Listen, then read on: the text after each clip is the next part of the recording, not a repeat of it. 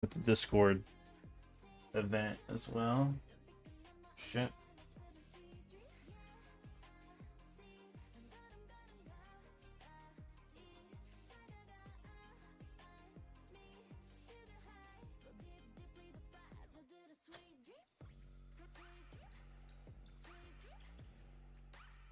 I forgot it pulls you in when you start.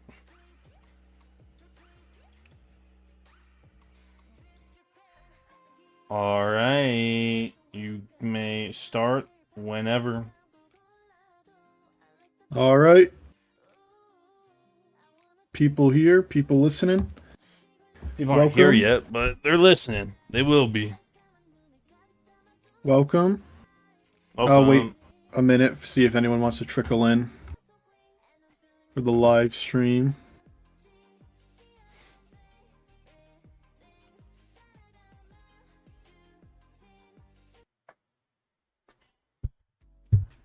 Hello, hello. Hello, everybody. Hello.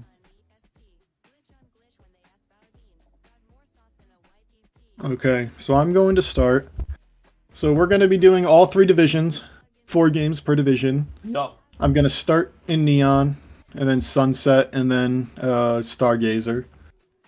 And I believe they're also in order of when they were played per division. So we're going to start with the earliest game of the week, and then end on the latest. So the first game we're going to look at is the Ottawa Donphans versus the Kaborka Gengars.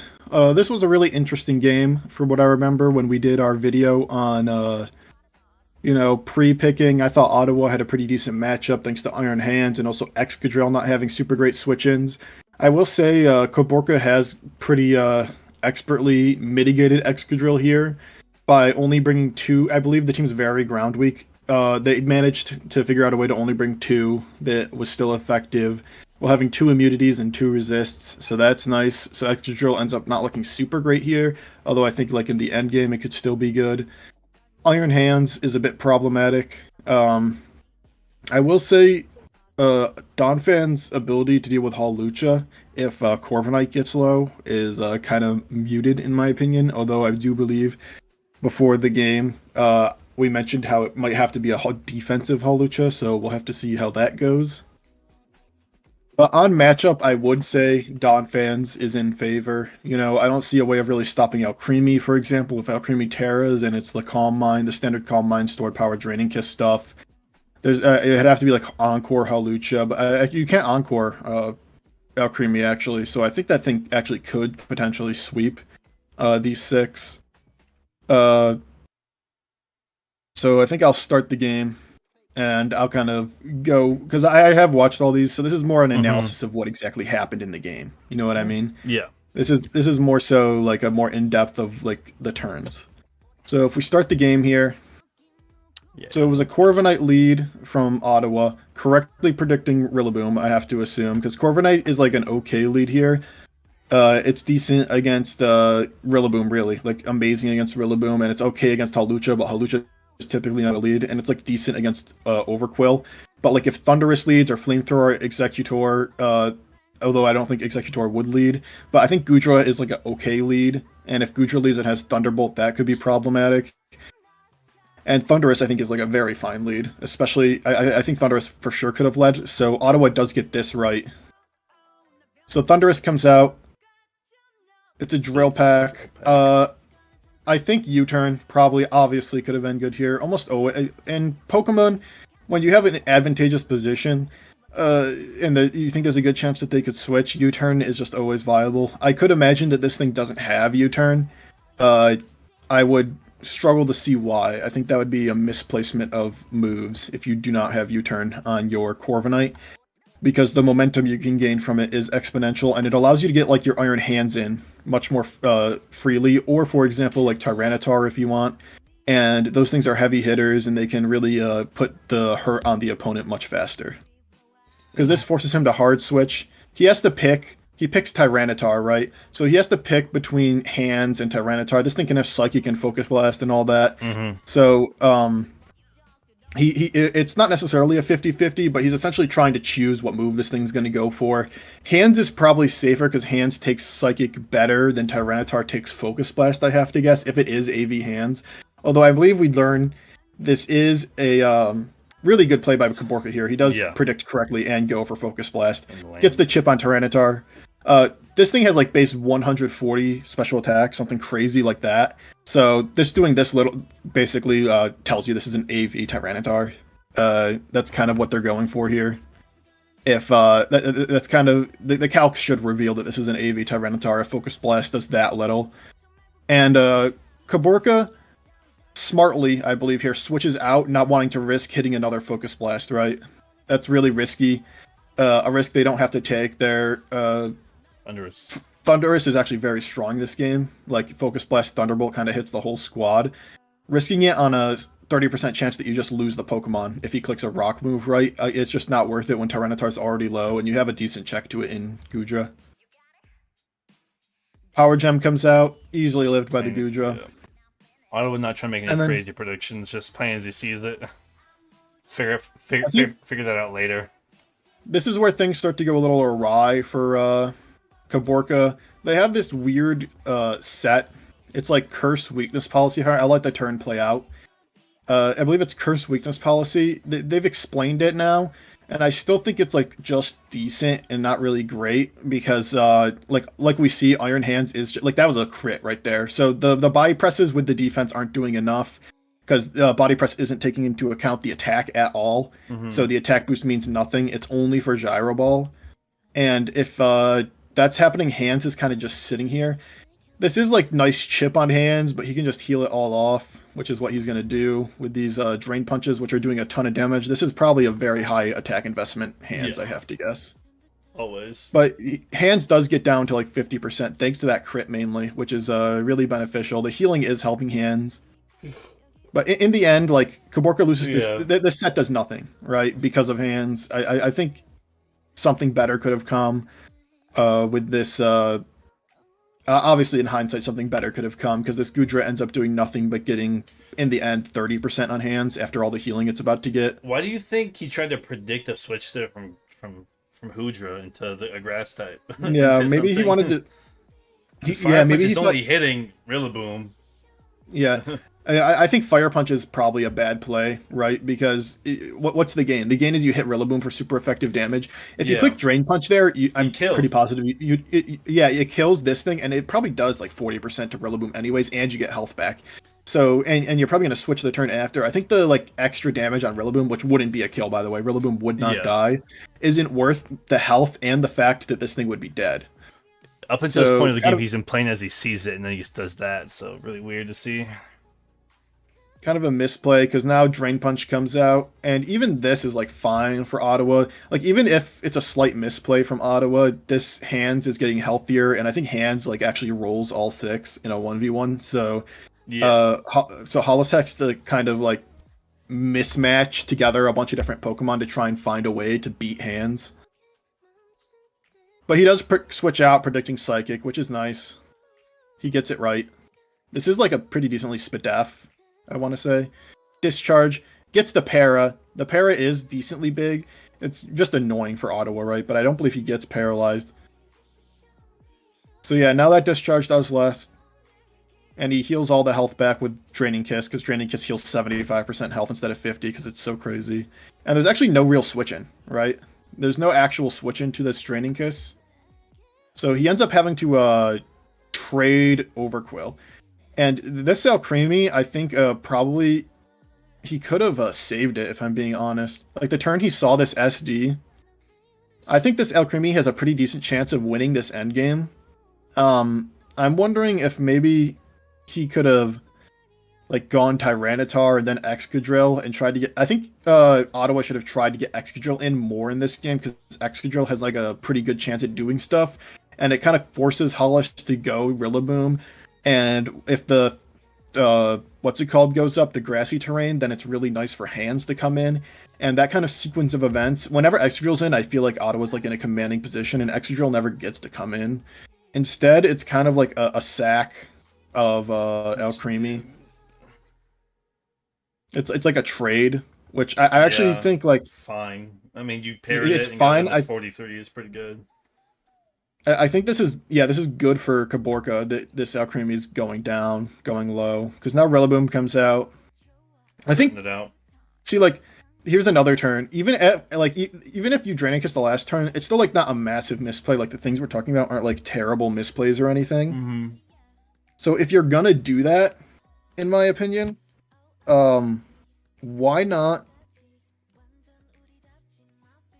switch out here? You know what I mean? Like I don't get the point of doing this. Rillaboom like gets hard, not like. You should always go Corviknight. I don't see any reason not to go Corviknight. Rillaboom doesn't have a move to hit Corviknight, really. Like, this Brick Break would have bounced off Corviknight, and then you click U-turn, the momentum's back for you, and your Alcremie's still alive. And your Alcremie could heal up later with a Draining Kiss. So I feel like sacking Alcremie there was a bit of a misplay. And then he goes Hands, and he lets his hands get knocked off, so he loses this Assault Vest. There it is, you said 40 up. 44. Yeah, and it did 40, and like I said, I just didn't get the point of the Fire Punch before, because the Goodra would be dead too right now, right? Yep. If he should be huge. So instead, he just refuses to go Corviknight for some reason. See, like that does 8% more. For what, right? I actually don't even know why this has Fire Punch. I have to assume, I can't remember all of Caborca's team. I have to assume he has something other than Rillaboom, because he should have seen the calcs and seen that Fire Punch does like 10% more, and it just isn't worth it. I can pull it up. Really, I have it right here on my screen. Once it loads.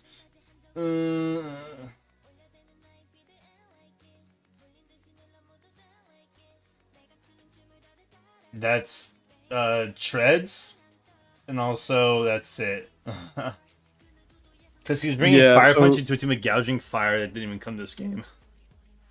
Yeah, then Ottawa does get lucky, and he gets a crit on Thunder Punch. Huge. I think this Hands, yeah, it is huge. I think like Hands plus, he probably would have had to sack Tyranitar maybe to get it in after this Thunder Punch, because I think you want to keep Hands. But I think with the one Thunder Punch into Corviknight, he probably would have been fine. You know what I mean? But maybe with like the defense, he could have, the Hawlucha could have like roosted on Corviknight and done something and like swept. I don't know. I do think the crit is really annoying for Caborca. Caleb, does it get that? So everything's looking pretty good for Don fans now. And then this thing comes in, and he switches. And I don't... So, first of all, he doesn't have Ice Punch, I guess. Which is crazy. Understand why you don't have Ice Punch over Fire Punch. A glaring ice weakness on this team. I don't understand not having Ice Punch. And even if you just go for Drain Punch here, I don't understand why Hand switches out. I don't fully get it. I don't get the plan that Ottawa has. Ottawa kind of enters a little bit of a choke mode, I would say, and he just starts attacking with like his least strong Pokemon. Like his Rillaboom is his Corviknight is his least strong Pokemon. I wonder if he didn't know that this thing got Flamethrower, because he brought Corviknight out like it hard walled this, but it doesn't because of Flamethrower. Like for sure it doesn't. And once Caborca realizes that this Corviknight can literally do nothing to it, he just starts setting up, and Ottawa just lets him. This is what I call in Pokemon dead turns, where Ottawa is gaining nothing and Caborca is gaining everything. This is letting yourself lose. This is literally letting yourself lose a game that you should win. Like this is how you completely like throw. Like he's trying to get Chip. I don't know if he didn't know that this thing has Harvest. This is how you throw away almost a sure thing. I think Hands could have easily stayed in. Like, even if you die, as long as you get the chip so that Excadrill can kill after, you're fine. You're golden. But, And then we U-turn. Yeah, and then he finally U-turns into, like, the worst Pokemon imaginable, the only Pokemon that can beat this. And even then, I think this thing's, like, pretty high defense. Excadrill's Earthquake probably wouldn't have killed. He probably needed an Iron Head flinch. But, and, like, he was getting, like, Harvest proc every single time. He needed a non-Harvest proc, because it is a percentage. But, I mean, bad play going into Tyranitar for sure. Or, I mean, into Excadrill for sure. Tyranitar comes out, and now this is over. Like, there's nothing he can do at this point. Yeah, it's just exact sweep. The Executor just sweeps. Just complete mismanagement with Corviknight and Excadrill in this end game to basically throw away what was a sure thing, unfortunately. Like, we could have done this early with the disable. Yeah, you could have disabled like if you disabled Giga Drain. If you disabled Giga Drain and then went Tyranitar, you probably had a chance. But now Giga Drain is just too much. It has Synthesis too. Yeah, it's just the exec sweep. Nothing And then really the hand here. is like the burn is unfortunate, but like who really I also this probably could have had enough speed to speed creep Executor. I think they're around similar speeds. But just I mean we can kind of skip. We know what's about to happen. Just a bit of a mismanagement at the end there for sure, in my opinion. Ottawa loses to Executor pretty much. I think Executor killed 5 Pokemon after Caborca was down pretty bad. I think this is kind of a game. It's a lesson in learning end game potential sweepers, because like there's always a potential to lose, right? Like you can be up so much, but there's always a potential to lose to some sort of sweeper, and you have to be prepared for what they have and know like you can't just sit around doing nothing while the opponent tries to win the game at the end. And basically the only way they can, this is literally the only way Caborca could have won this game from the 3v5 he was in. It should have been 5v2 because he made a misplay on the Gooch on the Hootra play. Could have been 5v2 easily. Yeah, it could have easily been 5v2. Corviknight just made no sense. He should have stayed in with hands, and he should have had Ice Punch, and I think Ice Punch probably would have 2-hit KO'd this thing. I mean, it would have had Harvest, but I mean, he wouldn't have been able to set up so many Calm Minds. Yeah, Drain Punch. And then he probably would have been able to just switch whatever HP it was at. Probably, it depends on Harvest procs, obviously. Hollis would probably have to get a lot of Harvest procs in order to win the game if he just stays in and attacks with Ice Punch on this thing. Oh, yeah? Alright. And with that, we will move on to Raven versus... Okay, so this is the Boston Babettes, coached by Whitest Raven.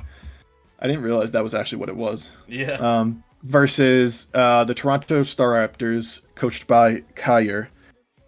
So this is a pretty interesting game, in my opinion, in that I think Bundle is like just okay this game because Glow King is really fat and so is Wo-Chien.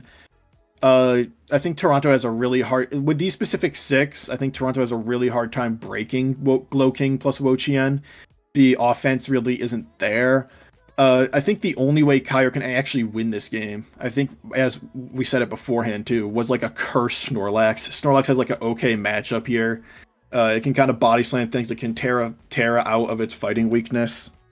But everything else is a little too weak and passive to really do it. I don't think like Body Press, Iron Defense, Skarm is going to do it. And also if Tinkaton has Encore, that's really bad because it stops all the setup potential for Kyer. Like I think Quavo has an okay chance of sweeping this game if like Skarm gets down to 60 and it switches in on like an Aqua Step into close combat and it's +1 speed, +1 attack. Quavo, which is something that easily gets. The game can kind of spiral out of control. I think Darkrai is pretty mid this game. It's not like amazing, but we'll play the game from here and kind of see how it goes. Can you full screen it? The top right. Top right. Full screen. Big square. Your Discord? Is that me? Never mind. You're good.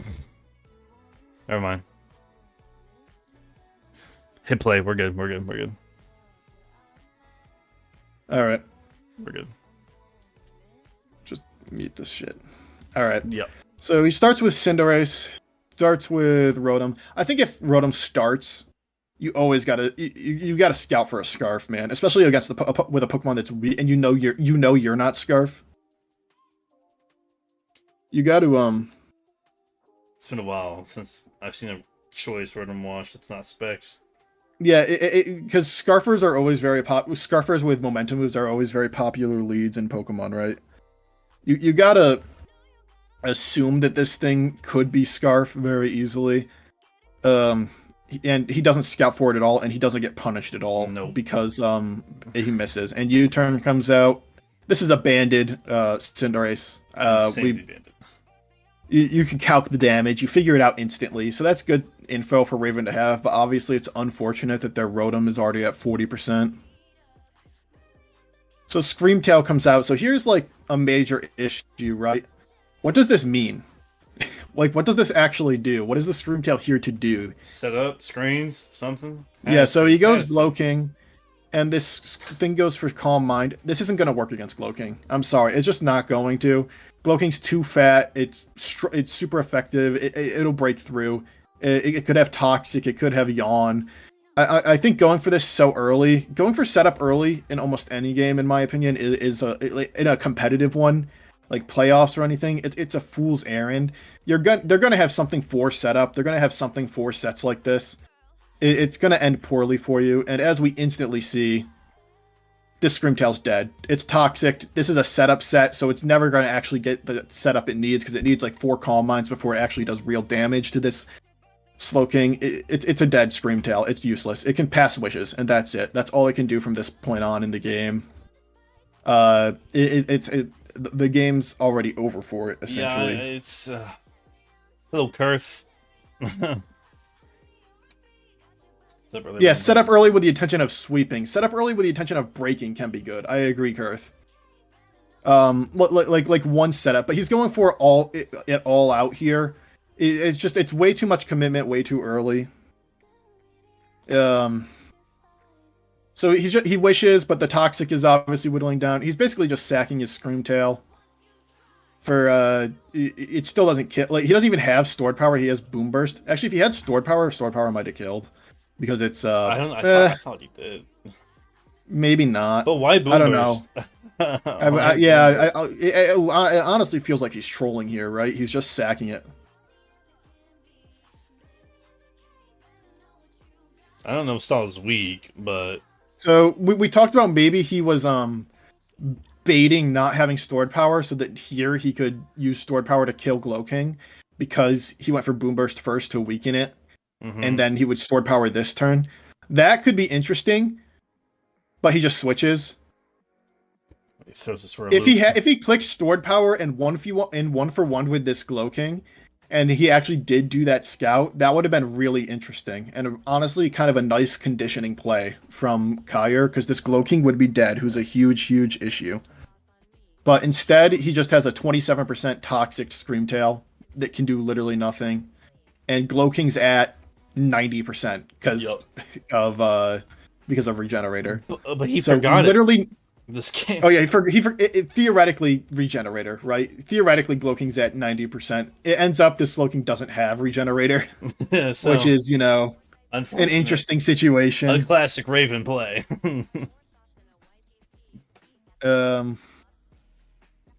But Chilly Reception's fine, right? You go Quavo. I think going Quavo here is interesting. Yeah, Caleb. I think going Quavo here is an interesting play. I don't think he can sweep right now, so I wonder if he just wants to go for Triple Axle, but Flygon could be Scarf. I don't know if you want to take that chip on Quavo. Either way, Kyur decides to just preserve and go Scarm because it's safe, which makes complete sense. But this close combat does way too much. I mean, this could be a roll, for all we know. I don't think Raven risks it, but it could be a roll. All Kyur can do is really Roost. It's honestly the only play. I think Life Orb is an interesting play. If this was a Rocky Helmet, taking Life Orb plus Rocky Helmet has to feel bad, right?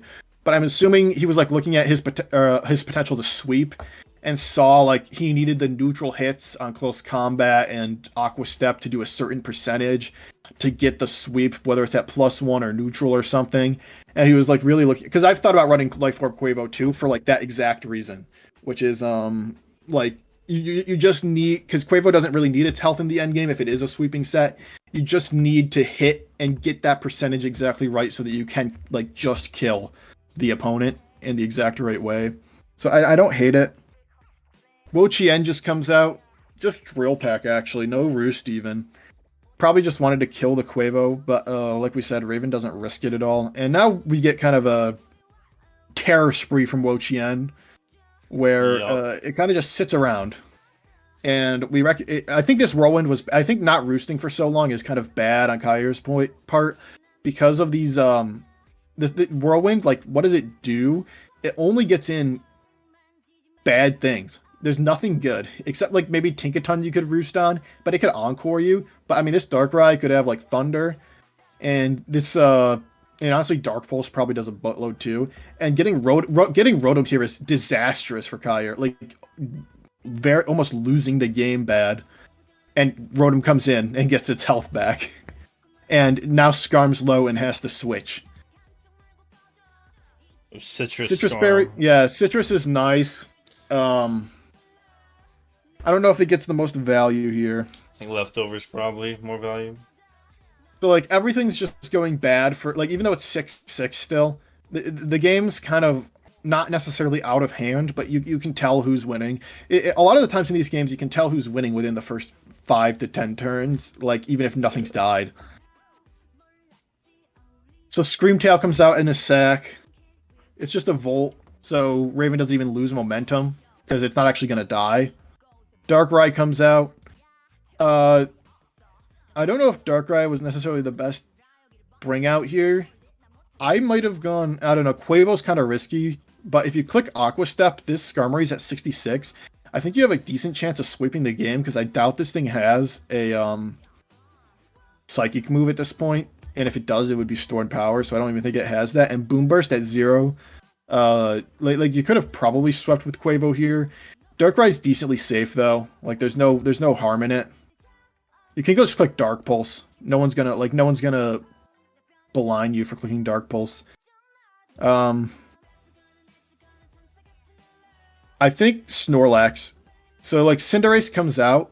I don't know if I agree with this, right? Because this could you have to take the Dark Pulse. We know this isn't a Scarf Cinderace because Scarf wrote him outsped. Dark Pulse does a buttload to Cinderace, and I don't know if you need Darkrai, and I think you absolutely need the damage Cinderace can do. Cinderace taking like 70 from Dark Pulse here is probably not very good, and I think you could just go Wo Chien, and I think that's probably what ends up happening here, if I had to guess. Yeah, I'm pretty sure Wo Chien comes out. I would have tried to set up with Snorlax here. If it was Terra Fairy Snorlax and you thought this thing was, locked in, I would have tried to set up with Snorlax here. I think you kind of have to recognize your win condition, which is Snorlax. I think that's kind of the only way you can win. I'm, of course, assuming this is setup Snorlax. We don't actually learn that in this game. Spoiler alert, if it's set up or not.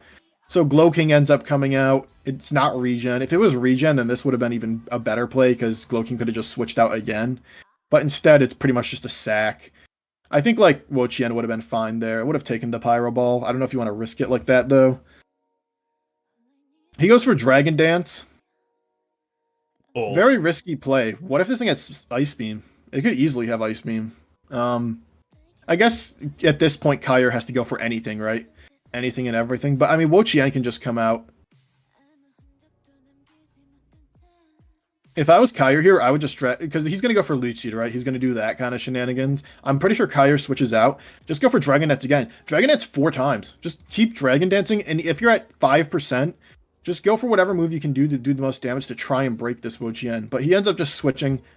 But he switches to Skarm all the time on Wo Chien. What does this do for him? Right? This is so passive. This is... Oh, I accidentally hit the... Alright. Oops. Let's just... Like, what initiative is he gaining? What potential does he gain from going to Skarm here? He can Roost. Okay. But the Leech Seed is healing up Raven's whole team, and Rotom is getting the opportunity to come in, and he can't even Roost because of Ruination, right? Like, Ruination comes out here. Roost actually doesn't even work. So, like, what is actually the goal here with the Skarm on the Wo Chien? Get up Spikes? Who cares? Honestly, like, who cares? Yeah, doesn't matter. Raven doesn't. And then now Rotom Wash comes out, and you Roost, and that's fine. Farming health. Like, he's completely farming health, and like this is the easiest prediction because he clicked Volt Switch last time. He's conditioned that he'll click Volt Switch on this. This is the easiest prediction of his career because Hydro Pump kills this anyways. Just go for Hydro Pump, and I think he does, doesn't he? Yeah. So he does go for Hydro, and we know this isn't Scarf Flygon.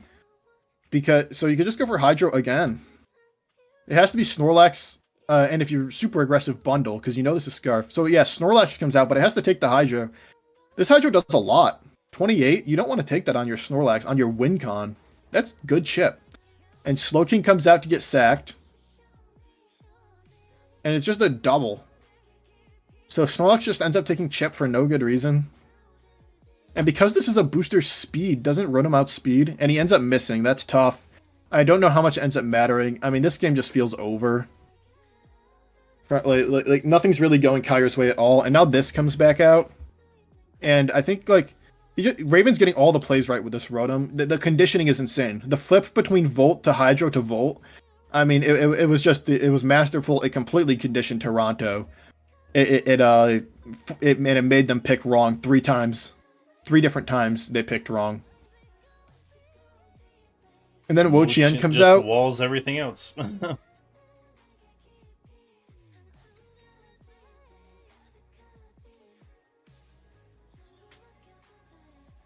So Iron Head. So now they know we have Iron Head.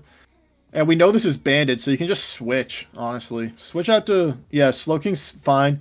Sacking because like there's no differential in this, right? So Slowking's doing nothing but being a sack. Raven's tried to sack this Slowking 3 times now, and thrice over, Kyre's rejected it, and Raven's been able to keep the Slowking as a sack. So finally, the sack works, and you can just go Rotom again.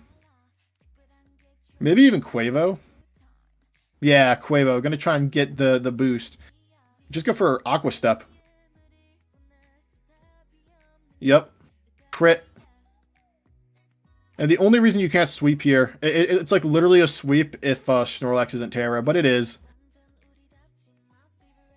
So if I was Raven here, what I would do is just click Aqua, because the only way you can lose is like Curse, Spit F Snorlax. I mean, with Rest.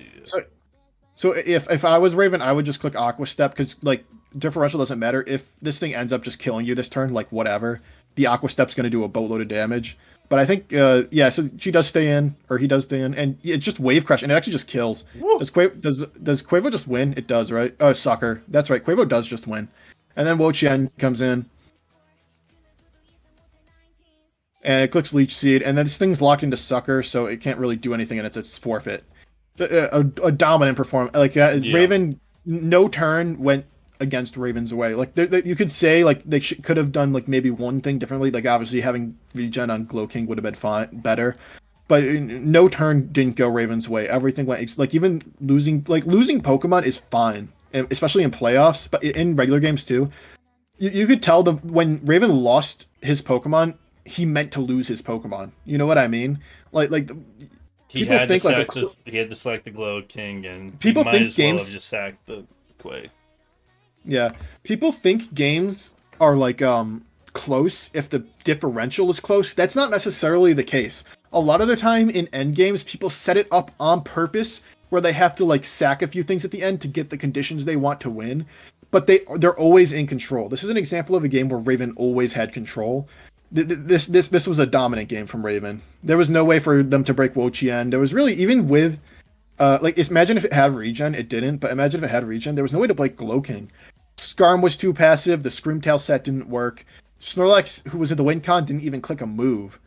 And Raven got the prediction right with Rotom 3 times. So just a complete show of force from Raven here. Really strong showing, for sure. And with that, we'll move on to the Blasphemous Blacephalons versus the Detroit Zoroarks. Okay, so this is an interesting game. I think actually on matchup, Detroit looks kind of nasty. Mismagius, especially Terra Mismagius, is like one of the better Blood Moon answers you could have. I think like a booster speed bulk up Tusk with Ice Spinner ground move could be really dangerous. I think, there's no great challenger to Valiant in any way. I do think, the ground spam on Blacephalon's side can kind of be mitigated by Dragonite and Mismagius a little bit.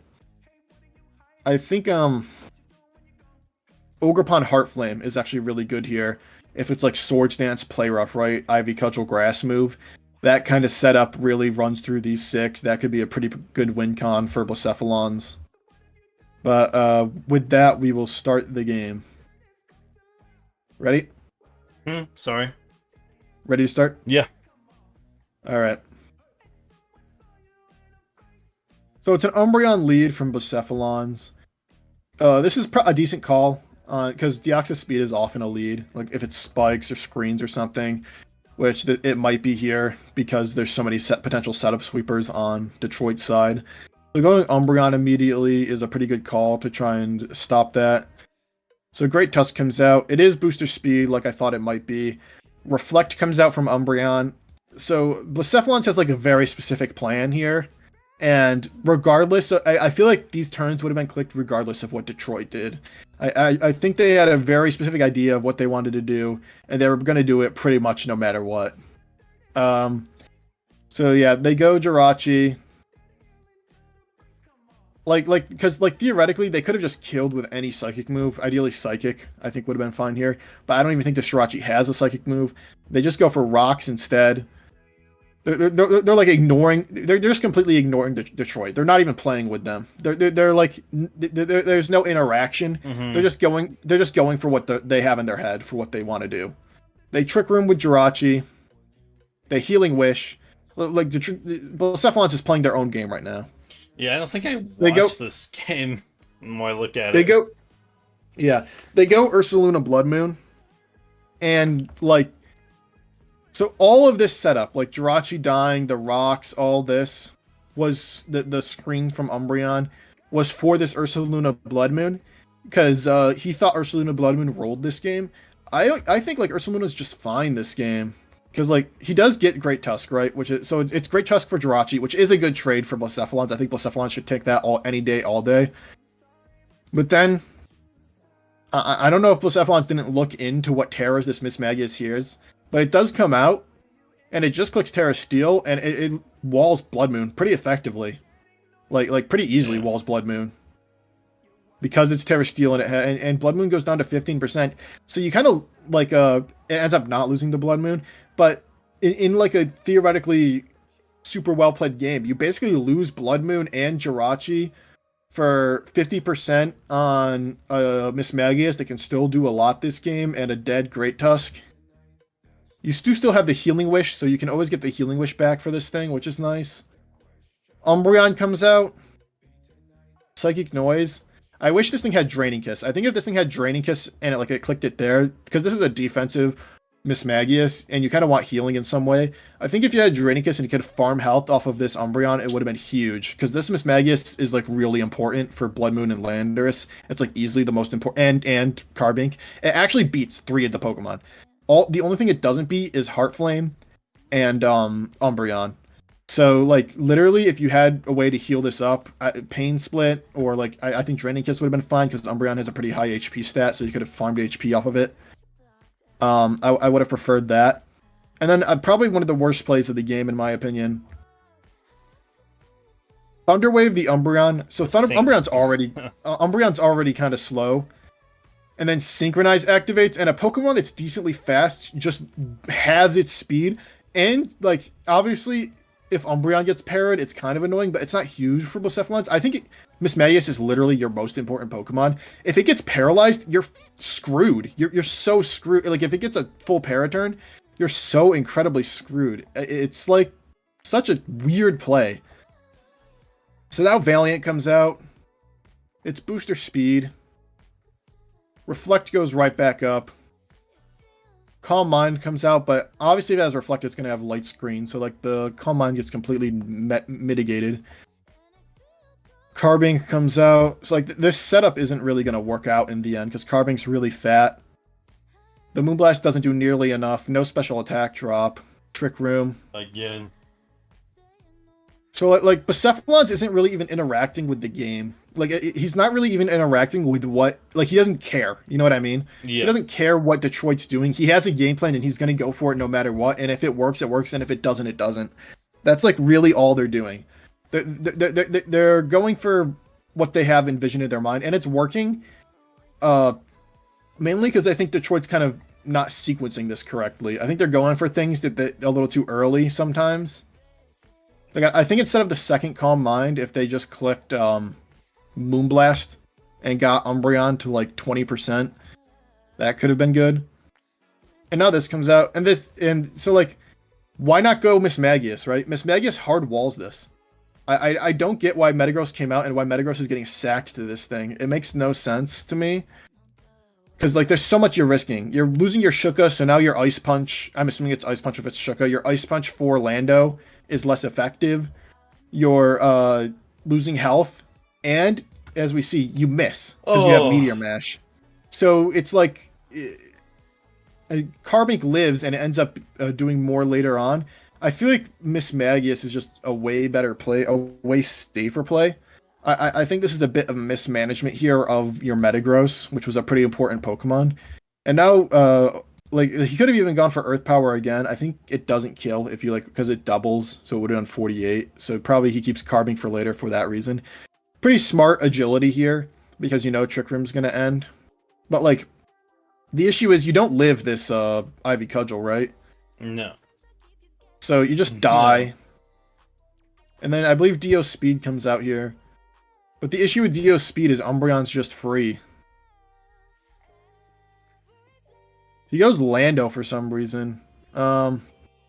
Maybe predicting the superpower. Yeah, predicting superpower, or I guess it's probably Focus Blast because it has So he ends up just going for Ice Beam. So Lando ends up just getting sacked. Okay. Carbink comes out. It gets the Healing Wish from way back when. Because nothing switched in with Health gone, the Healing Wish transferred all the way to the Carbink. When this was clicked, turn 5, and it activates turn 20.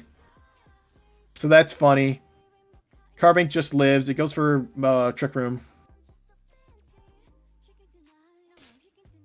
Moonblast doesn't kill. Goes for Ice Beam. I don't know why he doesn't Psycho Boost again to kill it. Kind of a bit of a misplay there, in my opinion. Switch? I don't know. Over prediction. Yeah, but switch to Umbreon and you do 2%. I just don't get it. I feel like Psycho Boost would have been way better. Finally decides, oh wait, Mismag walls this. Which, yeah, obviously, 16%. We finally figured it out. Cracked the code. But Earth Power... Oh, never mind. Levitate? It's Levitate. Yeah, it's Levitate. So Ursaluna Blood Moon, you get parried, but I mean this was just a sack, so like does it even matter? Blood Moon comes out, it does 30. This is kind of annoying. Again, if this was Draining Kiss Mismag and it could heal on Umbreon, it actually maybe could have just won. And also if it wasn't paralyzed, that would have helped tremendously. We go Ogre Pond. Umbreon just comes out. Like imagine if it had Draining Kiss to heal the health, and now Dragonite comes out. It's not even Boots Dragonite. And like obviously this thing's gonna have foul play. He just, in like last attempt, desperate, he tries, but it doesn't work. And Umbreon's just going to end up sweeping this game, I think. Yeah. Shouts out Umbreon. I'm this Blacephalon, if Blacephalon's played like this game, this is one of his weaker games. I'd like to think it was like it was okay. Blacephalon like just had a game plan and stuck with it, and like they didn't make too many impressive plays because they didn't really need to. They kind of just they clicked buttons like regardless of what Detroit was doing. You know what I mean? Yeah, there was there was no reacting. He just stuck to his plan. he just and it ended up working because I think there was a bit of a mismanagement, specifically of Metagross and Mismagius. I think those two were mismanaged a little bit in this game, and that's kind of what caused Detroit's downfall, in my opinion. Missing the Meteor Beam because Carbink would be dead, right? And it couldn't get the Healing Wish, so then it would have to be Ursaluna to get the Healing Wish. And Ursaluna getting the Healing Wish is better because Mismag's kind of a hard wall, and you can just Grass Knot again. So that could have been, beneficial. Although I think like Heart Flame could have won this game in the end game easily as well. With like Play Rough, that set that I said. So I don't think this game was particularly close, even though it ended in a 3-0. It kind of felt like Blacephalon, not even control in any way. It just kind of felt like Blacephalon's was kind of just going about their business. while like Pokemon like Great Tusk and Metagross ended up doing nothing, and Valiant. Like when you have 4 Pokemon that end up doing almost nothing, which are Dragonite, Metagross, Valiant, and Great Tusk, you're asking a lot from the other 2, right? And Dio Speed kind of gets hard walled by. I'm assuming this is Focus Blast is the last move, but it almost gets hard walled by Umbreon. So you're asking to hit a Focus Blast too, because Foul Play will kill after probably. It won't kill because it's base 80 power. It's base 80 attack, and I'm assuming minus attack nature, but it'll do a good chunk. You're asking a lot from Mismag. Mismag has to do a lot this game to end up winning. It ends in a loss in the end. I do wish Mismag had Draining Kiss. All right, next up, we have someone I know is in the chat. We have the New York Knickets, coached by Caleb _32, versus a Pointless Bee, coached by, or the King Keldeos, coached by B, a Pointless Bee. So on matchup, I think Harkonine is really, really strong this game. I think Rhydon is incredibly powerful this game. I think obviously Baxcalibur can do something really, really potent this game. Heatran. The opponent doesn't really have like great fire resists, especially if Rhydon Terras. And if you get one prediction right with Earth Power on Harkonine, they have to start going Keldeo on the fire move, and it doesn't really want to take the fire move. So I think that could be a bit problematic. Scizor is like okay this game because it has Bullet Punch, which is super effective on the 2 big offensive threats, which are Baxcalibur and Enamorus. But I do think like it's a matchup that's definitely in Caleb's favor because he also has Slowking, who's like the hardest wall of Keldeo ever, and Keldeo came. So that's huge because like when you can hard wall, like literally hard wall really one of the. All right, I'll just keep talking. When you can like hard wall a Pokemon on the opponent's team, it opens up a lot of momentum opportunities, especially when they have a pivot move, and it makes the game a lot safer to play. All right, with that, I'm going to start the game. So Caleb leads Heatran, Arcanine Hisui lead. So this is a pretty good lead for B in every circumstance other than Scarf Earth Power. I'm pretty sure Harkonine, Head Smash, if it's banded, it kills. Scarf probably doesn't kill. So it depends on defenses too. So I believe B is Scarf from what I remember. Probably doesn't want to risk an Earth Power click even if you aren't Scarf Heatran. So it's a hard switch into Keldeo Resolute. It's a Protect from the Heatran just to see what the Arcanine's clicking. Because, if it has close combat and it is banded, it does kill Heatran. So it's probably just a Scout from Caleb. The switch-ins, anyways, like if Rhydon switched in, that could be annoying. But if Keldeo switches in, as we can see what happens, like none of it matters. In fact, Caleb even goes for Rocks, which is interesting. Because if the water move came out, he could have Chople or the Water Berry, but he can't have both, right? So B could have clicked either or, but I'm assuming Caleb really wanted the Rocks to hit like Harkonine and A-Tails and that kind of thing, and Scizor on switch in. But like you don't care about Keldeo. This is again another benefit of having a Pokemon that hard walls. Like who cares? You know what I mean? Who cares that it sets up sub? And even if you take a lot of damage on Heatran here, who cares? Because you can just go Slowking. So Slowking comes out. It's Calm Mind. I know in prep they were talking about like Psychic Noise. In this situation, Psyshock is always just better. And Psyshock does come out, and B realizes it's kind of a fruitless endeavor to be in on Slowking. So then it's a switch. This is probably a Chili from Caleb predicting that B would switch, I imagine. Just a Psyshock. Alright, that's fine too. I think Chili is like the quote-unquote aggressive play, even though it's not that aggressive, because no matter what Keldeo does, you can just switch right back into Slowking if you Chili. Because, if he clicks Sub again, you switch back into Slowking. If they click anything else, then you go to Enam if it's Scarf, and you click Moonblast. So, like, Chili's technically better there, but it doesn't matter. Heatran comes out. Ivy Cudgel.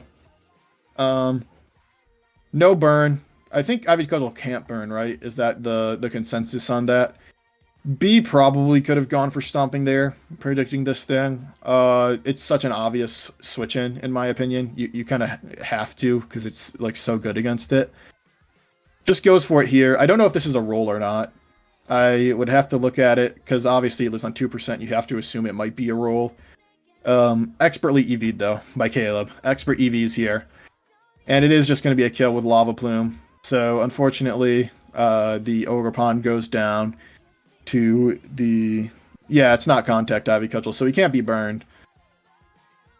So the Ivy, it does go down to Heatran. This trade,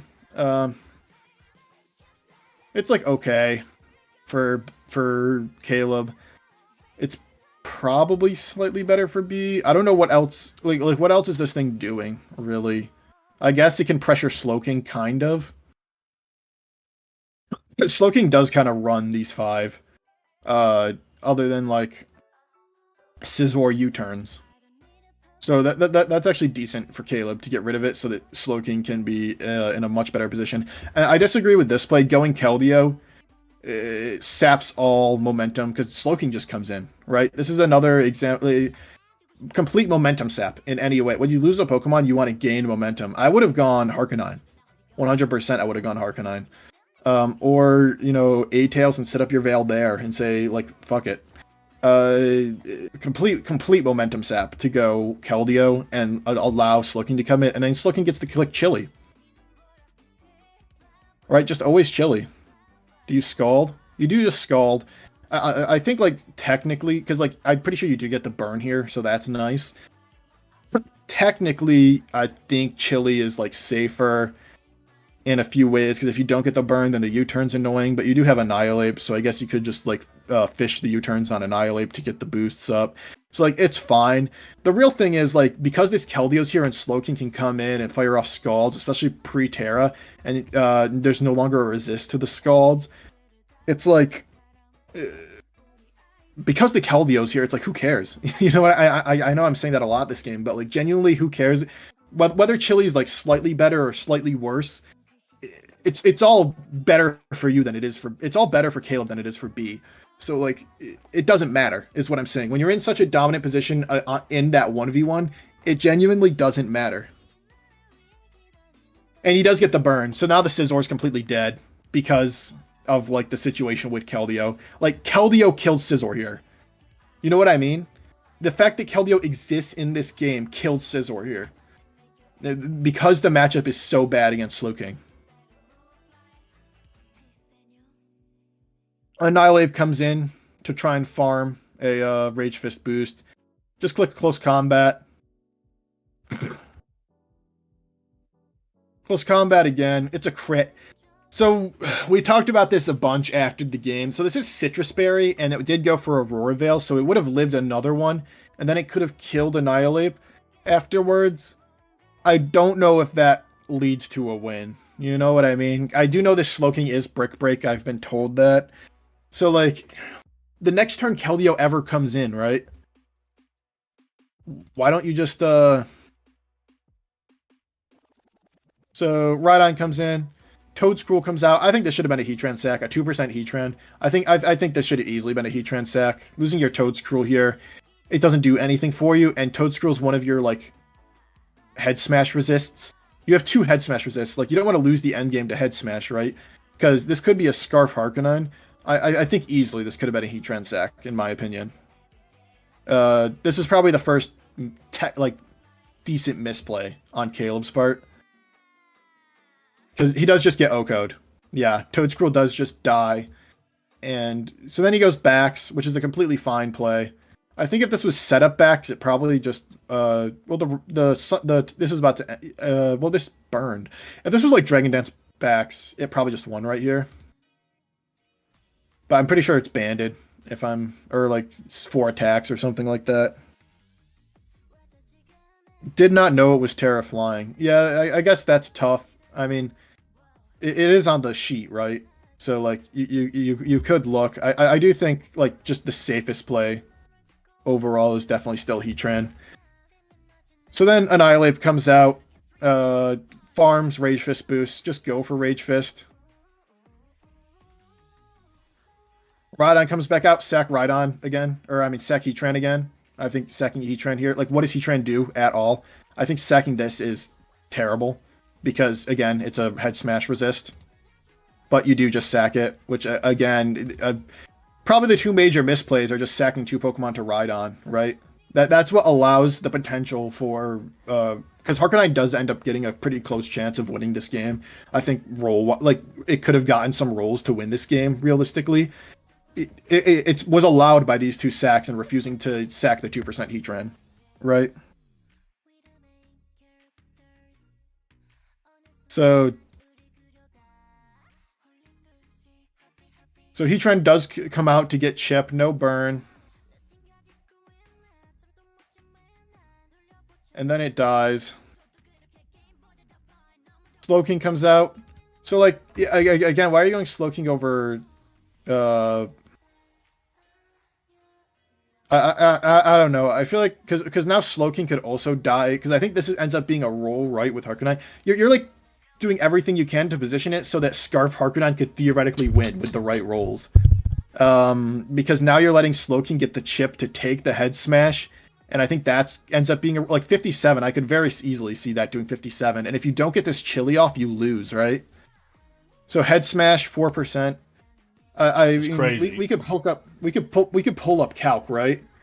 If you can send me your Slowking, I know what the Harknine was. We could pull up Calc and look at this roll. But you positioned yourself in a position to like potentially with a roll lose to Harknine, which is unfortunate. It was Adamant Arcanine. Yeah, Arcanine, Hisui, offensive, Adamant. I don't need to put the thing on. Slowking. Like, how much defense did your Slowking have? Wasn't it like 96 or 124? If you're max defense, Adamant Arcanine does 52 to 61. It's a roll in their favor. Yeah, I mean this is a or it's not in their. What were you at? 57. It's a roll like that's close to a 50-50. If you're at 57%.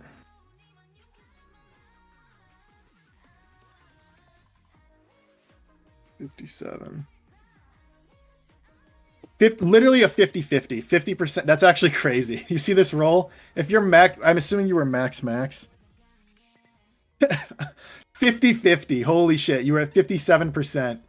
It was literally a 50% roll. That's wild. Game you play. Yeah. All right. So, I mean, it does end up working. I do think, like, sacking Heatran in one of these turns could have prevented this for sure. But then Bax just comes out, and you play the rest of this fine. Like, Bax lives because he's a literal god. Crit doesn't matter at all. You just stay in. Click Earthquake. This Keldeo has, like, bad speed, huh? No speed? No speed Keldeo? Is that what I'm looking at? Or...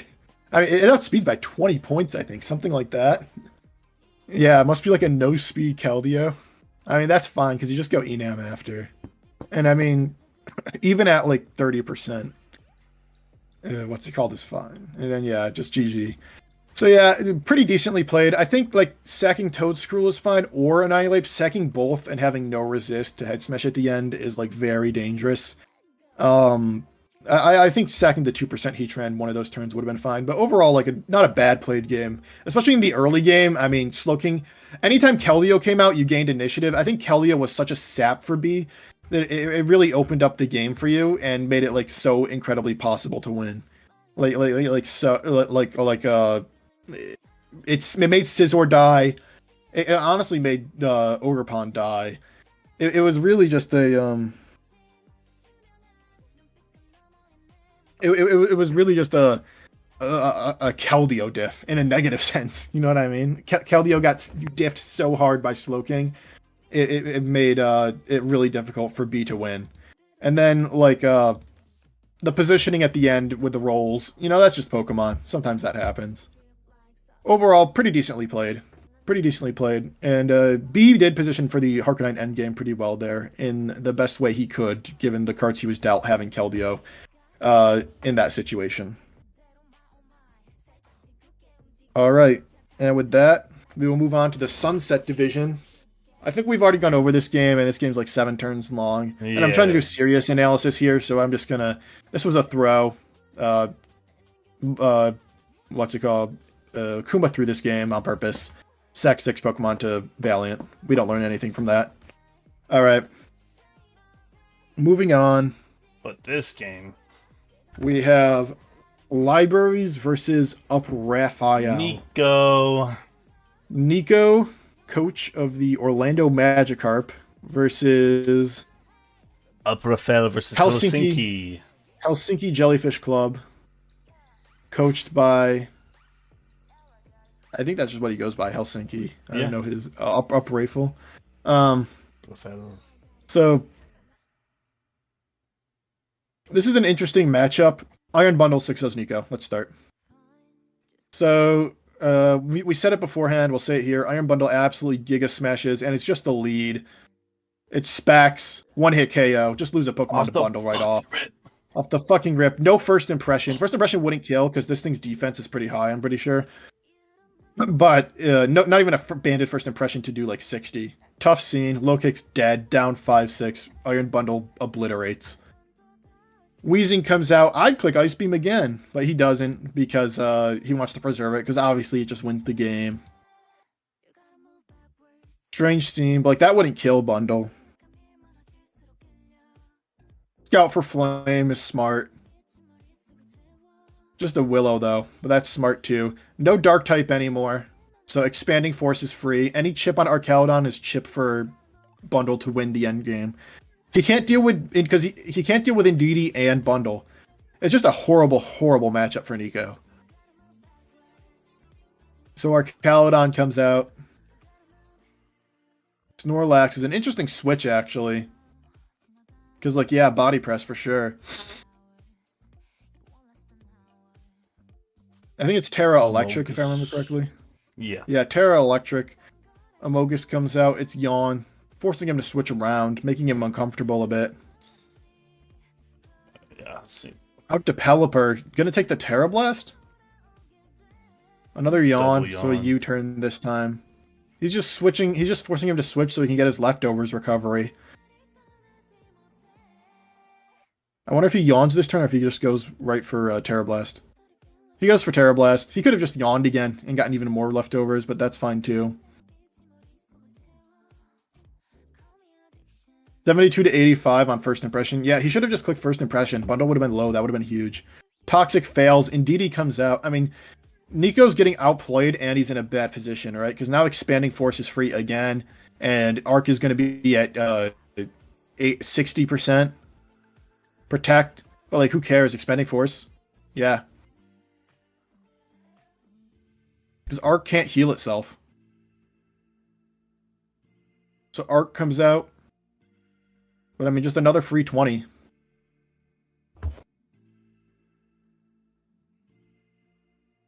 Because they can't be leftovers, because in order to take that little, it has to be Assault Vest.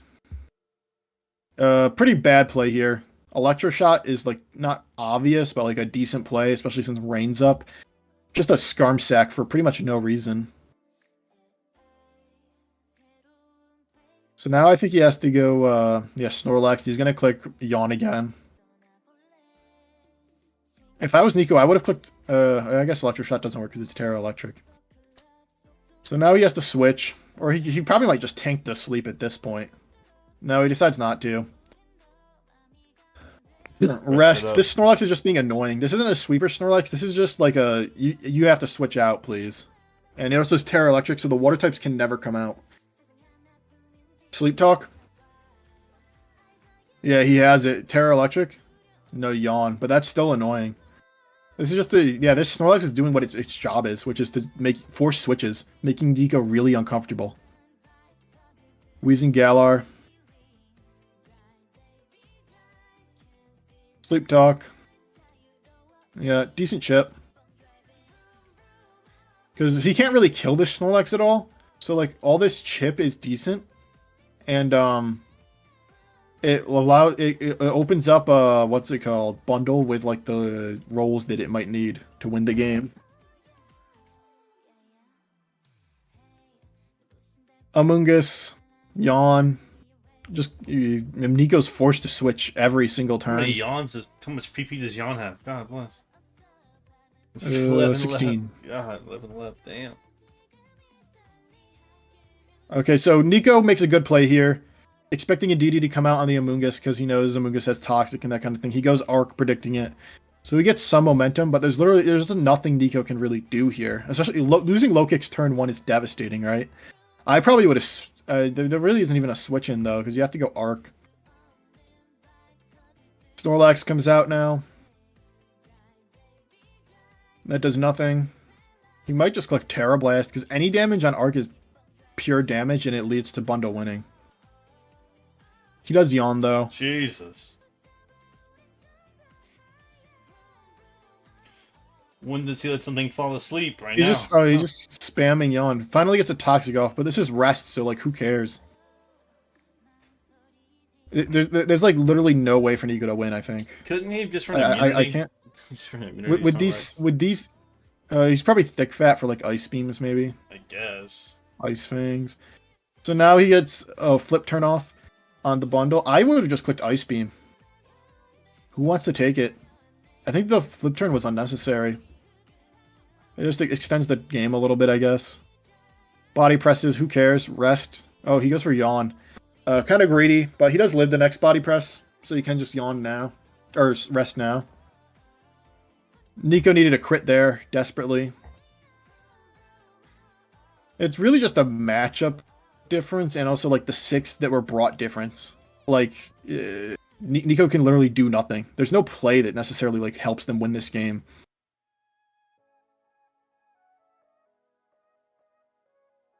Latias finally comes in, forced to go Pelipper. Weatherbolt. Calm mind. Thunderbolt is gonna kill this thing. Draco 2 kills, I guess. Just fucking dropped it. And now no rain. Barraskewda gotta come in here. Yeah, you gotta to try and take advantage of the rain when you have it. Liquidation doesn't kill though, and just another Draco, and it'll do a lot because you're only -1. And Life Orb. Yeah, it's a lot of damage. And you don't die. Does it ever cover? It dies to liquidation. Oh, yeah. Oh, died to crunch. Okay, so he predicted the switch the turn before, that's why. Snorlax just lives. You gotta hope he gets rest. Doesn't wake up. Sleep dog. Got it. All right. Now he gets a kill. Quick crunch. CC is fine too. That gets a kill as well. All right. So Barraskewda does a decent job breaking, but the issue is like bundle still just crushes. Like, Nico didn't even really play bad here, honestly. So Crook comes out, probably predicting Arc, but now because it's a sleeping Amoonguss, you just go to a bundle, and you just click Ice Beam. Who cares if he Strange Steams? Dang. Pump just murders it. So this is a Specs bundle for sure, so now he switches to Arc. Indeedee comes out, just sacking Indeedee at this point. Yep. Burn. Get one Expanding Force off, or whatever move you want to get off. Amoonguss predicting the fighting move, maybe. Yeah, but just Expanding Force. That's what I would have done too. Because who cares about the chip that Arc takes? Yeah, you're gonna win this one. And now you go Crook and you click Earthquake twice. Oh, he just goes bundle. Damn. Wants kills for bundle. Why did... Protect. Oh, does he have priority? He's oh, yeah, protect. protect. Yeah, I was going to say. So, bundle is going to not kill here because of... And then body press, but it just lives because bundle's defense is crazy. I mean... I'm not gonna like knock any play necessarily that Nico made. I will, except for like sacking low kicks turn 1. That was really bad, obviously. It was a terrible matchup. I mean, just horrible for Bundle to be so good. into the team. I don't know. I don't necessarily know how to feel about it. I think Nico had a very odd Rain team this season. I know you're a big Nico guy, so it's tough. Yeah, I'm a big Nico fan. I think he's really good, and I don't even think like this game dissuaded me from thinking he's really good. It's just kind of an unfortunate situation that this is who he got paired with. Although I think Helsinki ended up picking him, or I think they got stuck with each other because I think this was like a 4-5 or something. But Snorlax was obviously very problematic. I would have to look at the rest of Nico's team to see if he had any like other options, because obviously low kicks did nothing. In my opinion, Amoonguss ended up being a net negative, so maybe it shouldn't have even come. Because it let in Indeedee a lot, and it let in Bundle once, and it got slept, and it was letting Snorlax do stuff. And I think Weezing honestly ended up being pretty bad too, although you might have needed it for like Crocodile. It did stop Crocodile from sweeping. But so did Pelipper, kinda.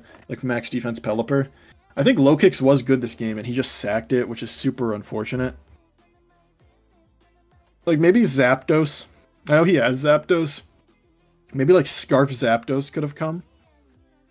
I don't know. I feel like on like the matchup of the 6 versus the 6, I couldn't see a way for Nico to win.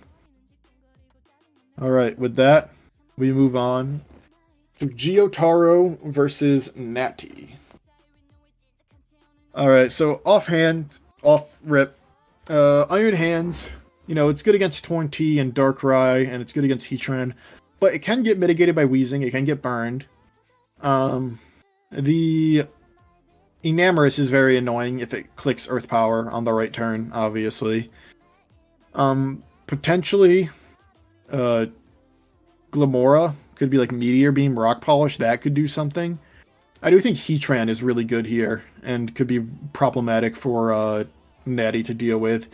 And, Torn kind of gets walled by Hands a little bit if it's Assault Vest Hands, but it can just get momentum, and obviously Mew can do like anything. Incineroar is a little annoying for like Darkrai, so we'll just have to see kind of how that goes. So we see a Mew lead, so you just have to assume this is like a standard. If Mew leads, you have to assume it's like Spikes, Will-O-Wisp, that kind of thing, that standard stuff.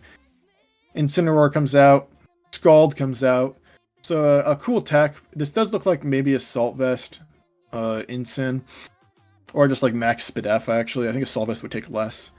So it's looking like it's going to be a trade here. So he keeps the Incin. Spike does go up, so it is like a defensive Mew with spikes. Mew just dies. Darkrai comes out, so he telegraphs immediately that this is a Scarf Darkrai, right? When you go Darkrai on Enam, and you don't know if Enam's Scarf or not yet, you're immediately telegraphing that you're Scarf. So he's just not Scarf. Just doesn't think that Enam could be Scarf, I guess. If I was Natty, I guess I would have switched, thinking that the Darkrai's Scarf. But the Darkrai not being Scarf and Natty just killing it, I mean, the worst play we've seen so far in this set, right? Disastrous. Lose a Pokemon for quite literally nothing. Like, literally nothing. You switched this in on this Enamorus. So Heatran comes in, it has the balloon. The fact that Heatran has the balloon makes me question even more why it didn't come out on this thing and like click Magma Storm, because Magma Storm Heatran can beat Slowking, right? It has Magma Storm, it has Dark Pulse. It could very easily beat Slowking. So he just goes Slowking. It's a very weird interaction, right? So like you go for Magma Storm, if you have Dark Pulse, go for it here. The idea is to trap it and then kill it.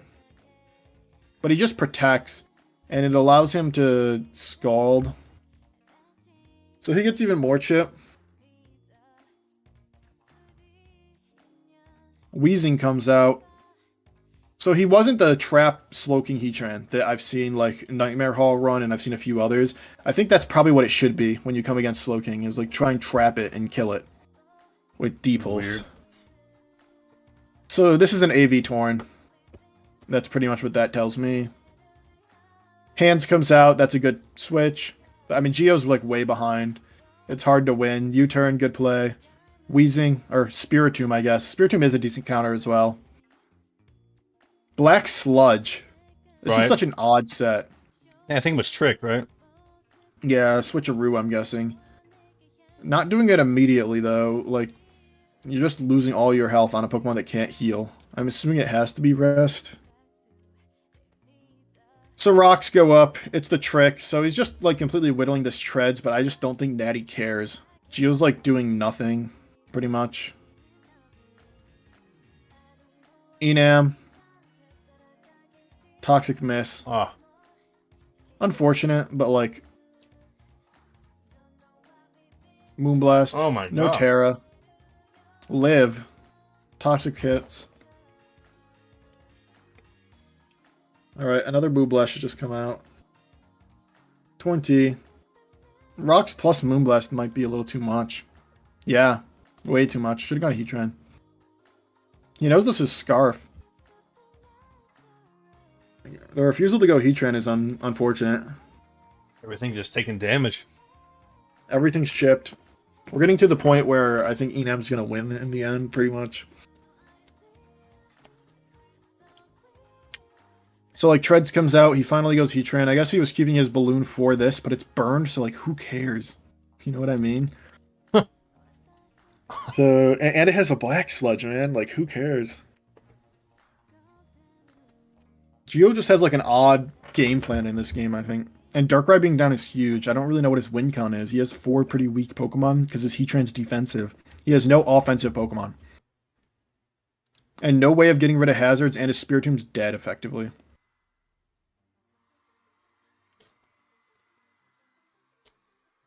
No 6-0 though.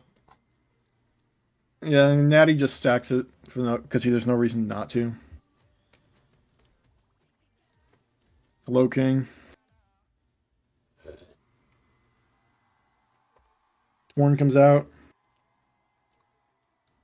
Gold. Unfortunate. I mean, gets the burn.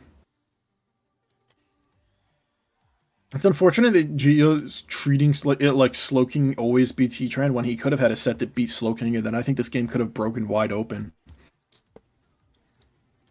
And there's the Colbur to catch the... And he just chilies. He could have actually killed the Slowking. But Hands just comes out. And now everything's whittled. Like, Squeezing actually can't switch into the Thunder Punch. So he just has to Cane. Oh SD's a bad play. This is pretty easy. I guess he dies to burn, so it's actually a pretty good play. If he didn't die to burn, I forgot about the burn for a second there, then it could have been a roll. But I mean, he's low now, and I feel like, but a miss. No Earth Power, I guess. If he had Earth Power, he should have just gone for it. Drain, and now it gets all its health back, and because of this situation, it's just over. T-Punch. I think this thing probably has speed to outspeed Weezing, which is a good tech. And Hands just cleans the game. So pretty dominant performance from Natty. I just don't really get what Geo's game plan was, you know? I don't really know what the win con was. I couldn't really tell exactly what was going on. Sacking Darkrai was huge and a massive misplay. You can't assume it's not Scarf Enam. Scarf Enam's like the most popular Enam. Just definitely an unfortunate situation in that game all around for Geo. I mean, all right. He was never expected to win that, I feel like. Yeah. Whoopers does have a nasty team. Glimmora never even hit the field. Might win it all. Yeah, we'll see. All right. Next up, we have the Manila Manectric, coached by Carl SHT, versus the Nevada County Caterpies. So I believe this was the last game to be watched for the night, to be played for the week. Mm-hmm. Okay, so we're gonna start off. Meowscarada versus Flygon, Insta-Terra. I feel like if you're gonna Insta-Terra and try and take advantage of this Meowscarada, I wish you had like Fire Punch to kill it, or like something to like make it so it dies. You know what I mean? Even though I don't think Fire Punch would have killed, but you get the chip, and Volcanion comes in.